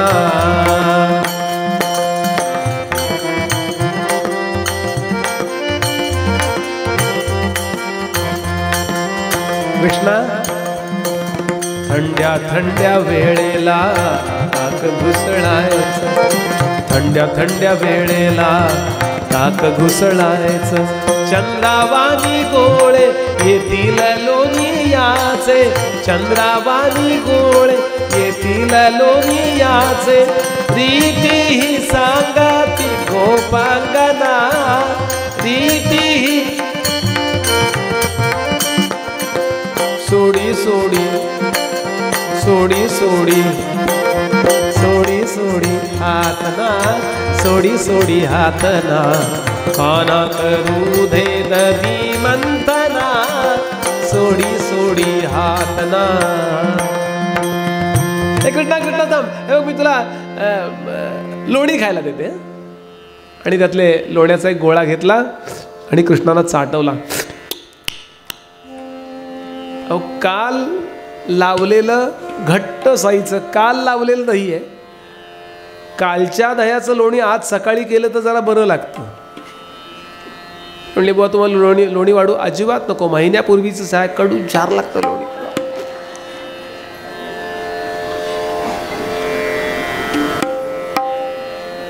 ताजं दही, ताजं लोणी आणि त्याचा परिणाम तर इतकं छान. असं त्याला कृष्णाला चाटवलं. 2 गोळे घेतले लोण्याचे आणि एका हातात दिला, दुसऱ्या हातात दिला. खात बस आता तिकडं, मला माझं काम करू दे. थोडक्यात भगवंताला तिनं खाऊची लाच दिली. दासगणू महाराज सांगायचे, लहानपणी ज्या मुलांना खाऊची लाच दिल्यानंतर जी मुलं आपला हट्ट सोडतात ती पुढं लाच खाऊ अधिकारी होतात. भगवंतानी तर लोणी तर खाऊन घेतलं. अहो याच्यावरती मोरपंतांनी, आपल्या वामन पंडितांनी एक वामनी लिहिली आहे, बाई मी. ती नंतर सांगतीये. आज काय गंमत झाली माहितीये. अहो मंगला वहिनी यशोदा बोलतीये. ते म्हणले काय यशोदा वहिनी. बाई मी उगवताच रवीला सूर्य उगवत होता. बाई मी उगवताच रविला, दाट घालून दही चरविला. दाट दही त्यामध्ये घातलं आणि आत गे फिरवताच रविला, आत गे फिरवताच रविला. सार काढून हरी चरविला. चारीचा अर्थ वेगळा आणि चारीच्या वेळेला शब्द चरविलाच आहे. ह्याला वामन पंडित म्हणतात बरं का. ही आपली साहित्यिक श्रीमंती आहे. म्हणून वामन पंडित ऐका, तुकोबा ऐका, मुक्तेश्वर ऐका, राम जोशी ऐका. आतमधून आनंद देणारी ही श्रीमंती आहे. भगवंतानी पुन्हा ते लोणी खाऊन टाकलं, पुन्हा आईचा हात धरला. आई घे ना ग, नाईलाज झाला. असे 3 हट्ट सांगितलेलेच आहेत. आता चौथा एक किसान हट्ट येतोय. नाईलाज झाला. शेवटी ती रवी बाजूला ठेवली, बाळाला पदराखाली घेतलं आणि प्रभू स्तन्य पिऊ लागले. नाथ महाराज तिथे पोहोचले आणि नाथानी भगवंताच्या मनात काय चाललंय याचा फोटो काढला. मनी विचारी भगवंत, मातेचे मजवरी चित्त, किंवा गुंतले प्रपंचात, म्हणून अग्निसी पेटविले. मनातल्या मनात कृष्ण विचार करू लागले, हिचं माझ्याकडं लक्ष आहे का नाही. नुसतं मला बोलवलंय खरं, इथे जन्माला ये, मला बाललीला पाहायच्यात, लक्ष आहे की नाही. म्हणून त्या भगवंतानी काय केलं, दूध एका बाजूला अशी बरीच पातेली, 10-15 पातेली 40-40 लिटरची कढायला लावली होती. सकाळी लावायची ती 6 वाजता, 12 वाजता तो अग्नी कमी करायचा. म्हणजे ती की घट्ट किती दूध होत असेल विचार करा. आणि त्याचं दही लावायचं, त्याचं लोणी कसं असेल. आलं वरती, करा बंद, गेलो तू व्हॉट्सॲप. असे नाही पद्धत, असं आहे. म्हणून 1 थिंग ॲट ए टाइम. कामामध्ये कधीही हे करू नये बरं का. साक्षात्कार फार लांब राहिला, आधी प्रपंच नीट करा म्हणले. अगं बाई अगं बाई अगं बाई याच्यातच जातो सगळं दिवस. हां, अरे घरी बोलू शकत नाही म्हणून मी इथं बोलतोय.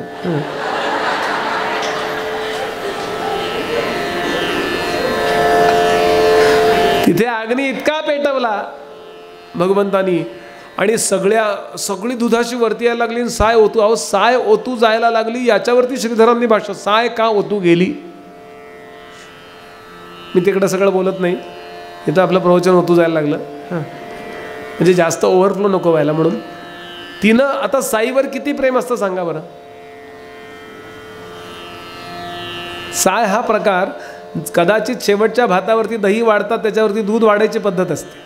म्हणजे पोटात जाऊन ते दही लागलं पाहिजे, म्हणजे चांगल्या प्रकारचे जीवाणू तयार होतात ते बरं का. अशी पद्धत आहे की शेवटच्या भातावर थोडं दही वाढायचं आणि थोडंसं तरी दूध वाढायचं, एवढंसं तरी. म्हणजे मग त्याचं मिळून पोटात गेल्यावर दही लागतं, मग चांगलं अन्न पचतं. अशी पूर्वीच्या लोकांना कळेल पद्धत काय. ज्याच्यामध्ये ते तापवलेलं पातेलं ते कधीतरी होतात, घेतात का हो गुरुजी. बघा तुम्ही, तुम्हाला अंदाज आहे. आम्ही लोक जेवायला जातो त्यावेळेला आम्हाला बरोबर कळतं. ज्याच्यामध्ये ते साय धरलंय ते पातेलं कधी घेत नाहीत, दुसऱ्यात ओतून घेतात, नाही तर साय वाया जाईल म्हणून. पण आमच्यासारखा बुवा असला गडबड, लवकर वाढा लवकर वाढा लवकर वाढा लवकर वाढा, असा गडबड करणारा बुवा असला ना, त्या धाकाखाली आणलंच थुंकी पडली तरी चालेल, पण साय पडता कामा नये. आपण म्हणाल बुवा टीका करताय का तुम्ही, अजिबात नाही बरं. पुढचा ऐका म्हणजे आपल्याला वाटेल की किती किती आमचे पूर्वज शहाणे होते. या स्त्रिया स्वतः करता ही साय वाचवत नाहीत बरं. ही साय जमवायची, त्याचं दही लावायचं, त्याचं लोणी काढायचं, त्याचं तूप करायचं आणि ते आपल्या पतीला, आपल्या मुलाबाळांना स्वतः नाही चमचाभर खाऊन बघणार बरं का. म्हणजे नुसतं राहिलंच जर तर ती चव बघता बघताच ही तब्येत आहे. पण घरातली स्त्री स्वतः करता राबत नसते बरं. विनोद विनोदाच्या ठिकाणी असतो, पण बघा आपल्या प्रत्येकाला बरं वाटेल हे मी बोलतोय. आणि पुरुषांच्या पण लक्षात यायला पाहिजे हो, या बिचाऱ्या किती धावपळ, किती वेळा आपल्याकरता चटके सहन केले असतील सांगा. पोळीचे गरम गरम पोळी आपण खाल्लीत बरं. मला आपण गरम गरम पोळी वाढता, पोळी करणाऱ्याला चटका केव्हा तरी बसला असेल ना. प्रत्येक पोळी खाताना विचार करावा, माझ्या पत्नीने असेल, आईने असेल, मुलीने असेल, वा घरात कोणी स्वयंपाक करणार असेल, नवऱ्याने असेल,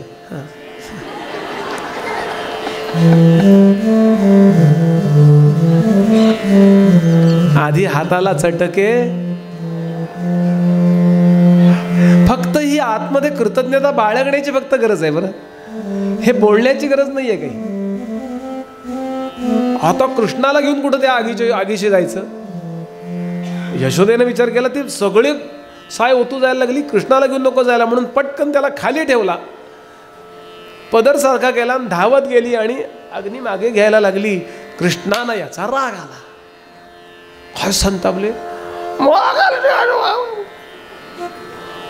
मला खाली का ठेवलं? आणि उभे राहिले, काय करू काय करू काय करू? ती रवी दिसली, ती रवी दोरीतनं सोडवून घेतली, रवी घेऊन उभे राहिले. मध्वाचार्याने त्याला तस्सा उचलला आणि उडपीला नेऊन बसवला. उडपीचा आहे तो रविधर आहे बरं का, उडपीचा कृष्ण आहे तो रविधर आहे. बाकी आपल्याला राधाधर माहिती आहे, मुरलीधर माहिती आहे, चक्रधर माहिती आहे, मोरपीसवाला माहिती आहे, पण रविधर तिथे पद्धत आहे. आज सुद्धा उडपीला जरी गेलात ना तर एखादा समोरच्या बाजार, तिथे तुळशीबागेसारखा बाजार आहे समोर, एक रवी घ्यायची छोटी, ती भगवंताच्या पायाला लावायची आणि आपल्या घरी स्वयंपाकघरात आणून ठेवायची, काही कमी पडत नाही. मी त्याला एक भागवत ऐकवलेलं आहे उडपीच्या कृष्णाला, मला नेहमी इथे त्याची आठवण येते की बा एकदा मला त्याला उद्गार करता आला त्याच्या पुढे याचा अर्थ शेजारच्या हॉलमध्ये होती कथा. बोलण्याचा भाव असा की भगवान रवी घेऊन उभे राहिले आणि रवी त्याच्यापेक्षा वजनापेक्षा जास्त होती, पण तरीसुद्धा त्यांनी बॅट फिरवल्यासारखी ताड ताड ताड ताड फिरवायला सुरुवात केली. आणि तिथे जेवढे म्हणून माठ होते, लोण्याचे माठ, ताकाचे माठ, दह्याचे माठ, दुधाचे माठ, सगळे 5, 50, 100, 200 करी दह्या दुधाचा रबडा रे. आणि सगळ्या त्या घरामध्ये असं एवढ्या उंचीचं ताक, दूध असं तरंगायला लागलं, असं वाहायला लागलं. त्याच्यावरती लोण्याचे गोळे तरंगायला लागले. भगवान लोण्याचे गोळे उचलत होते आणि खिडकीतनं बाहेर फेकत होते, खिडकीतनं बाहेर फेकत होते. बाहेर काही वानरं बसली होती, ती ते लोणी झेलत होती आणि खात होती, झेलत होती आणि खात होती. म्हणाले का गेल्या जन्मी रामावतारामध्ये झाडपाला खाऊन काम केलं होतं ना, भगवान त्यांचा हिशोब चुकता करत होते. भगवान कोणाचा फुकट काही घेत नाही, लक्षात घ्या. झुरळ जसं अंगावरचं उडवावं, आपल्या अंगावरचं झुरळाला आपण झटकन उडवतो की राहू दे म्हणले, कुठं जाणार ते, राहू दे थोडं वेळ, असं ठेवतो का? जितक्या झटकन आपण झुरळ उडवतो ना, इतक्या झटकन भगवंत आपण केलेली सेवा उपकार रूपानं परत देतो. ज्याला परत देत नाही तो फार भाग्यवान समजावा स्वतः. काही ना काहीतरी भगवंत फल देतो तुम्ही केलेल्या सेवेचं, काय देईल मला माहिती नाही, पण काहीतरी फल देतोच देतो असा भगवंत. यशोदेनं आता तिकडचं आवरेपर्यंत हे सगळं वाटोळं झालं. काय राग आला असेल हो. मला सांगायचंय, तुम्हाला ऐकायचंय, चहा कॉफी आलेली आहे म्हणजे ती आहे, आपल्याला काहीच आवरायचं नाहीये, त्यामुळे आपल्याला नुसतं एवढंच आहे आवरायचं. तिला इतकी संतापली होती, तिनं कृष्णाला धरले 2 हाताने, एक जी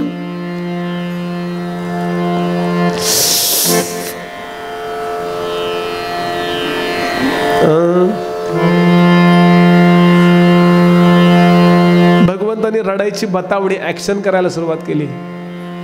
वामन पंडित पोचले आणि रडताना कसा दिसतोय भगवंत याचं वर्णन केलंय.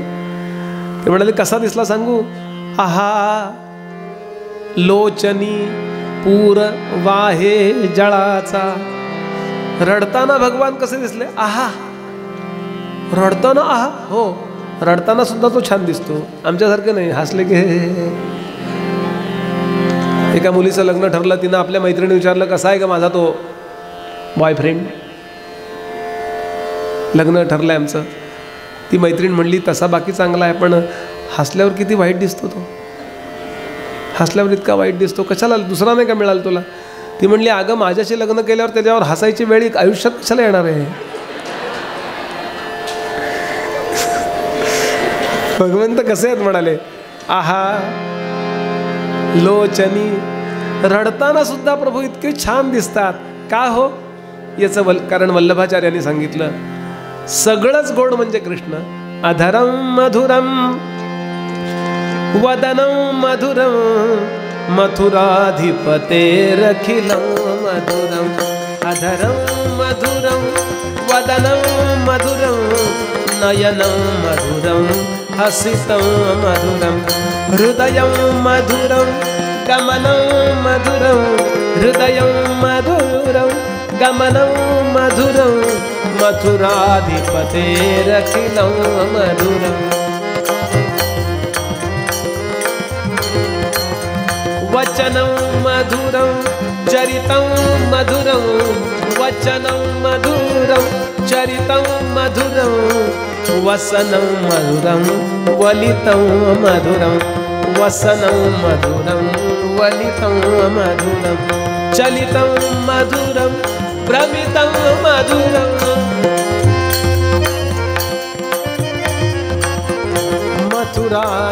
मथुराधिपतेरखिलं मधुरं मथुराधिपतेरखिलं मधुरं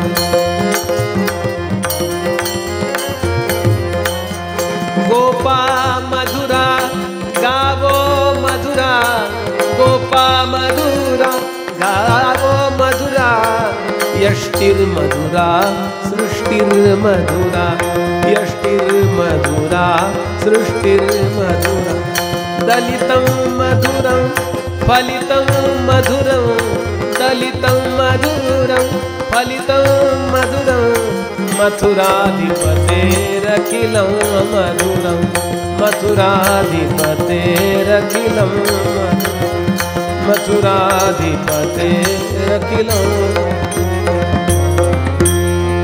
आता तरुणांनी मला एवढंच सांगा, यापेक्षा पर्सनॅलिटी डेव्हलपमेंट वेगळी काय असते? यालाच पर्सनॅलिटी डेव्हलपमेंट म्हणतात ना, की चालणं सुंदर, बोलणं सुंदर, गाणं सुंदर, हसणं सुंदर, रडणं सुद्धा सुंदर. आमचे साने गुरुजी रडायचं तर इंग्रज सरकार घाबरायचं. प्रभू रडायला लागले. आहा लोचनी, वामन पंडित वर्णन करतात, आहा लोचनी पूर्वाहे जळाचा, मुखी माखला रंग तो काजळाचा. असं डोळ्यातनं पाणी आलं होतं, इथं काजळ लावलं होतं झोपवताना पहाटे. तर असं असं असं असं करून सगळ्या अंगावर गालावर काजळ, फार फरक दिसत नव्हता.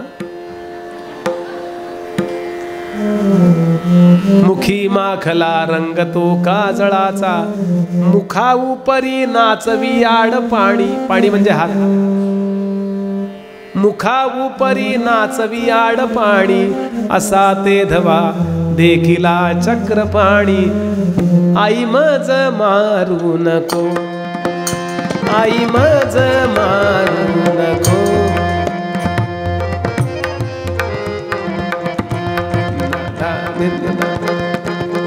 शरणागता देहाता शरणागता, आई मज मारू नको, आई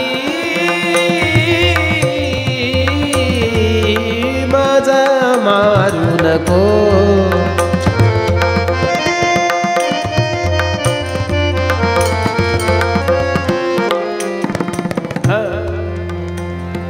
काही नाही कृष्णा, फार लाड झाले तुझे, तुला आता सांगते. इतकं असं गोड बाळे, त्याचा रागही येत नाही हो. आज कधी नव्हत राग आणलाय भगवंताला, इतकं बरं वाटतंय, गुदगुल्या होत आहेत. ही एकाग्रतेनं राग येऊन एकाग्र झाली, माझ्यातच एकाग्र झाली. त्याला असा वा, त्याला असा फरफटतच अक्षरशः. सारवलेली जमीन होती त्यामुळे काही लागलं बिगलं नाही. आणि अंगणात मागे आणला, आणि पूर्वीच्या काळी उखळ आणि मुसळ नावाचा प्रकार घरामध्ये असायचा. असं दगडी उखळ आणि कांडाय करता मुसळ. काय करायचं ते? गहू आहेत, जर भिजवायचे गहू आणि गव्हाचा जर चीक करायचा झाला तर त्यात ते करायचं. त्यानंतर तांदूळ, विथ कवर तांदूळ, त्याला साळी म्हणतात. ते आठवड्याचेच कांडून घ्यायचे. आता आपण सगळ्या अर्थानं सडलेलेच तांदूळ घरी आणतो, म्हणजे कांडलेले घरी आणतो. जे शेतकरी असतील त्यांना कळेल. आमच्याकडे स्वतः इकडे अजून स्वतः ती पद्धत आहे. फक्त आता आम्ही तिथे नाही कांडत, कांडून आणतो. एक 50 किलो 20 किलो असं कांडून आणायचे. तो त्याच्याकरता ते उखळ मुसळ, ते उखळ असं पुरलेलं असायचं, एवढं एवढं खाली पुरलेलं, म्हणजे ते हालायचं नाही. त्या उखळाजवळ आणलं आणि तुला बांधूनच ठेवते म्हटली. आणि एक दावं घेतलं तिथं पडलेलं, वासराला बांधायचा कासरा होता, तो पडलेला होता, तो घेतला आणि पलीकडनं घेतला डबल 2. आता सिंगल बांधायला काय प्रॉब्लेम आहे का? पण माणूस संतापला ना की तो काय फार घाई करायला लागतो. थांबा म्हटलं मी, मनुष्य संतापला की त्याला म्हणायचं रागावलात का तुम्ही? हो म्हटलं मी रागावलोय. काही करू शकतो? हो काही करू शकतो म्हटलं मी. एक काम करा, या सुईमध्ये दोरा 30 सेकंदाच्या आत होऊन द्या. तो म्हटला आणा आणा. संतापला की मनुष्याला सुचत नाही बरं का. क्रोध आला की विवेक जातो. असं झालं. तिनं एकदा बांधलं, दुसऱ्यांदा बांधलं, म्हणे 2 बोटं कमी पडलं. जे ते उणे वामन पंडित. दुसरं जोडलं. आता ज्यांनी वासरं बांधलीत त्यांना कळेल मी काय म्हणतो. त्याच्यामध्ये एक असा फास असतो, ते त्याला ओढून घेतलं, त्याच्यातनं ओवून घेतलं. आमच्याकडं घडावर गाई बांधायचं काम आमच्याकडं होतं, त्यामुळे मला ते असं त्यातनं गेला असला मनुष्य सोपं जातं. फार अगदी काय मी खूप मोठा अगदी शेतकरी बितकरी नाही, पण थोडं थोडं माहिती आहे. दुसरं बांधलं, तिसरं बांधलं. जेवढी बांधावी तेवढी 2 बोटच कमी पडली. आमचे पूज्य डोंगरेजी महाराज म्हणायचे, देवाला आपण बांधायला जातो, आपलासा करायला जातो, पण आपली अहंता ममता मध्ये येते, तेवढीच 2 बोटं कमी पडतात म्हटले. जे ते उदे उणे अंगुल 2 माझी, आश्चर्य ते गोपवधू समाजी. बांधीच दावी अवघ्या घराची, जे ते उणे ये नवलावहाची. सगळ्या पोटावर दावी झाली हो. त्याच्या पोटाला म्हणतात उदर आणि दाव्याला संस्कृतमध्ये म्हणतात दाम, म्हणून त्याचं अजून एक नाव पडलं दामोदराय नमः. बरं का. भगवंताने विचार केला, 6 वाजत आले, बांधलं जाऊया, बांधले जाऊया आपण. आणि म्हणून तिच्यावर उपकार म्हणून बांधले गेले. तिला वाटलं आपण ह्याला बांधलं. असं आहे बरं का माणसाचं. भगवंताला वाटतं म्हणून आपल्याकडनं काम होत असतं. मला वाटतं मी प्रवचन केलं असं ते झालं. आणि गाठ मारल्यावर असं, आता बघते तुला कोण सोडतो. सगळे लाड करतात तुझे, तू लाडू झालाय सगळ्यांचा, त्यामुळे हट्टी झालाय, सगळे घरामध्ये वाटोळा करून ठेवतो. घरी गेली, त्या स्वयंपाकघरात गेली, डोक्यावर हात. आता कसं काय हवं, त्याच्यातलं लोणी कसं काढायचं आणि ताक कसं काढायचं, आणि बरं आता ते कोणाला द्यायचं. सगळं घर भरलेलो असं. भाई आता काय करायचं. आणि संपूर्ण गावामध्ये रेडिओ, ट्रान्झिस्टर, मोबाईल नसलेल्या बरं का, व्हॉट्सॲप, इंस्टाग्राम, फेसबुक काही नव्हतं, तरीसुद्धा गावामध्ये 2-5 मिनिटात सगळीकडं बातमी पसरली. यशोदेनं कृष्णाला बांधलं, यशोदेनं कृष्णाला बांधलं, यशोदेनं कृष्णाला बांधलं, यशोदेनं कृष्णाला बांधलं. तुम्हाला कळलं का, तुम्हाला कळलं का, असं म्हणता म्हणता 100-500 माणसं 5-10 मिनिटात गोळा झाली. सगळ्यात पहिला कोण आला? ज्याला चालता येत नव्हतं तो पहिला आला, पेंद्या. त्याला कॉन्फिडन्स नसतो ना, तो आधी येतो बघा. सगळ्यात लांब राहणारा मनुष्य आहे ना, तो या हॉलमध्ये आधी येतो की नाही बोला. आणि शेजारीच राहतो तो. म्हणला अजून कुठं झांज ऐकू आली, अजून विष्णू सहस्रनामच चाललंय की. तो सगळ्यात लेट येतो. पेंद्या उजव्या हातावरनं उजव्या पायावरनं त्याचा पोलिओ गेला होता. असा असा असा तो लंगडत लंगडत आला आणि त्यांनी कृष्णाला बांधलेल्या पाहिल्यावर तो रडायला लागला. अरे एवढं वर्षभराचं नाही पिल्लू ते, आणि असं गुरासारखं बांधतात का त्याला? काय अपराध केलेला असो. म्हणून तो यशोदेकडे गेला आणि यशोदेला सांगायला लागला, यशोदे यशोदामयी, पेंद्या धावला तातडी. नामदेव महाराजांचा अभंग आहे. पेंद्या धावला तातडी, म्हणे सोड सोड माझा गडी, मीच फोडियला डेरा, नको मारू शारंग धरा. किती गेले तुझे लोणी, आत्ता देतो तुला आणूनी. आणि नामा म्हणे भक्तापायी, वेडी झाली विठाबाई. एका संतांनी सांगितलं, हाच पेंद्या पुढच्या जन्मी जर दामाजी पंत झाला असेल तर त्याच्याकरता भगवान महाराजचं सोंग घेऊन जातात आणि मुजरा करतात. काय विशेष आहे त्या? खळखळा ओतल्या मोहरा, खळखळा ओतल्या मोहरा, खळखळा ओतल्या मोहरा, तिची मोजून पावला करा, तिची मोजून पावती करा. ढिग बघून चमकल्या नजरा, चमकल्या नजरा, चमकल्या नजरा. शहा घाली पोट तोंडात, झाला महार पंढरीनाथ, झाला महार पंढरीनाथ, झाला महार पंढरीनाथ. अहो त्यांनी कृष्ण ते यशोदा अशा 300-400 चक्रा मारल्या. थांब कृष्णा, धीर सोडू नको, रडू नको. आलंच पुन्हा यशोदा मैया सोडा ना, मी तुम्हाला मदत करतो, थांबा. असं करत त्याची ती अस्वस्था बघून भगवान म्हणले वा वा. राधा पण तिथे आली आहे. आता आपल्याला राधा माहिती, ती सिरियल मधली राधा माहिती, कृष्णांच्या वयाची. ते म्हणजे कॉलेजमधले 2 मुलं असल्यासारखंच वाटतं की नाही. पण राधा ही कृष्णांच्या आईच्या वयाची आहे बरं. अनया नावाच्या त्या गोपाची ती पत्नी आहे. पण कसं प्रेम करावं हे राधेनं आदर्श स्थापन केला. निर्व्याज प्रेम कसं करावं, अत्यंत मॅच्युअर म्हणतो ना, असं परिपक्व प्रेम आहे तिचं. तिचा उल्लेख भागवतात येत नाही. एक गोपी असं म्हणतात शुकोदे, एक गोपी. राधा हे नाव येत नाही, कारण राधा असं नाव घेतल्याबरोबर त्यांची इतकीच राधेबद्दल आदर आहे की त्यांना समाधीच लागते. आणि म्हणून ते तिचं नाव प्रयत्नपूर्वक टाळतात, असं पूज्य डोंगरेजी महाराज सांगायचे.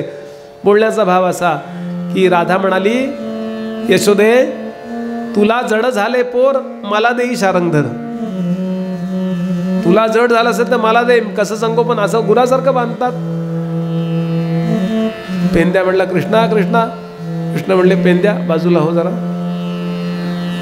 आपला पेन आणावा कधीतरी येताना इथे शाळेत. प्रत्येक वेळेला पेंद्या काय.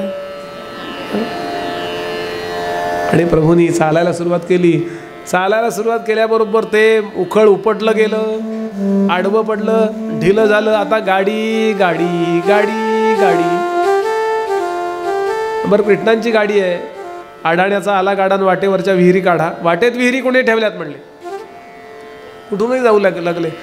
कृष्ण म्हणले, पेंद्या म्हणाला कृष्णा अरे इकडे येऊ नको, उतारावर नको येऊ, तुझ्या पायावर येईल ते उखळ. कृष्ण म्हणले पेंद्या तुझा एक तरी पाय नीट राहू दे, बाजूला हो. आणि कुठे आले प्रभू, 2 वृक्ष होते यमला अर्जुनाचे. अर्जुन सालाचा आपण हे घेतो बघा, अर्जुन अरिष्ट घेतो बघा, ते हार्टला खूप चांगलं असतं बरं का. त्या वृक्षाच्या मधून जाऊ लागले. पेंद्या म्हणला कृष्णा तू त्यातनं जाऊ शकशील, पण ते नाही येऊ शकणार, नो एंट्री आहे तिकडे. कृष्ण म्हणले पेंद्या मागे हो, झाडं पडणार आहेत. आणि इतक्या जोरात ताकद लावल्यासारखं दाखवलं. ताकदही तोच आहे, सगळं तोच आहे. गोपाल कृष्ण भगवान की. भगवान तिथून जाण्याचा प्रयत्न करू लागले. त्याबरोबर 2 वृक्ष उन्मळून पडले मुळासकट. एवढे मोठे मोठे वृक्ष होते, धाडकन उन्मळून पडले. घरावर न पडता ते बाहेरच्या बाजूला पडले. काही नुकसान केलं नाही त्या वृक्षांनी. आणि त्यातून दिव्य अशा 2 देवता प्रकट झाल्या.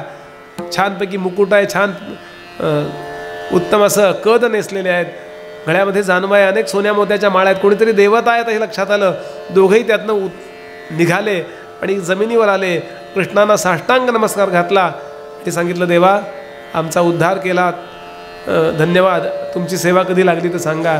कृष्ण म्हणले सेवा बिवा जाऊ द्या, पुन्हा असा उद्योग करत जाऊ नका. मला पहाटपासून झोप नाही तुमच्यामुळं.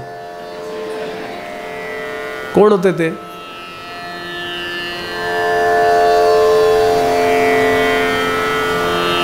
मणिग्रीव आणि नलकुबेर नावाची यक्षराज कुबेराची 2 मुलं होती ती. आता यक्षराज कुबेराची ही 2 मुलं शंकरांच्या सेवेमध्ये आहेत.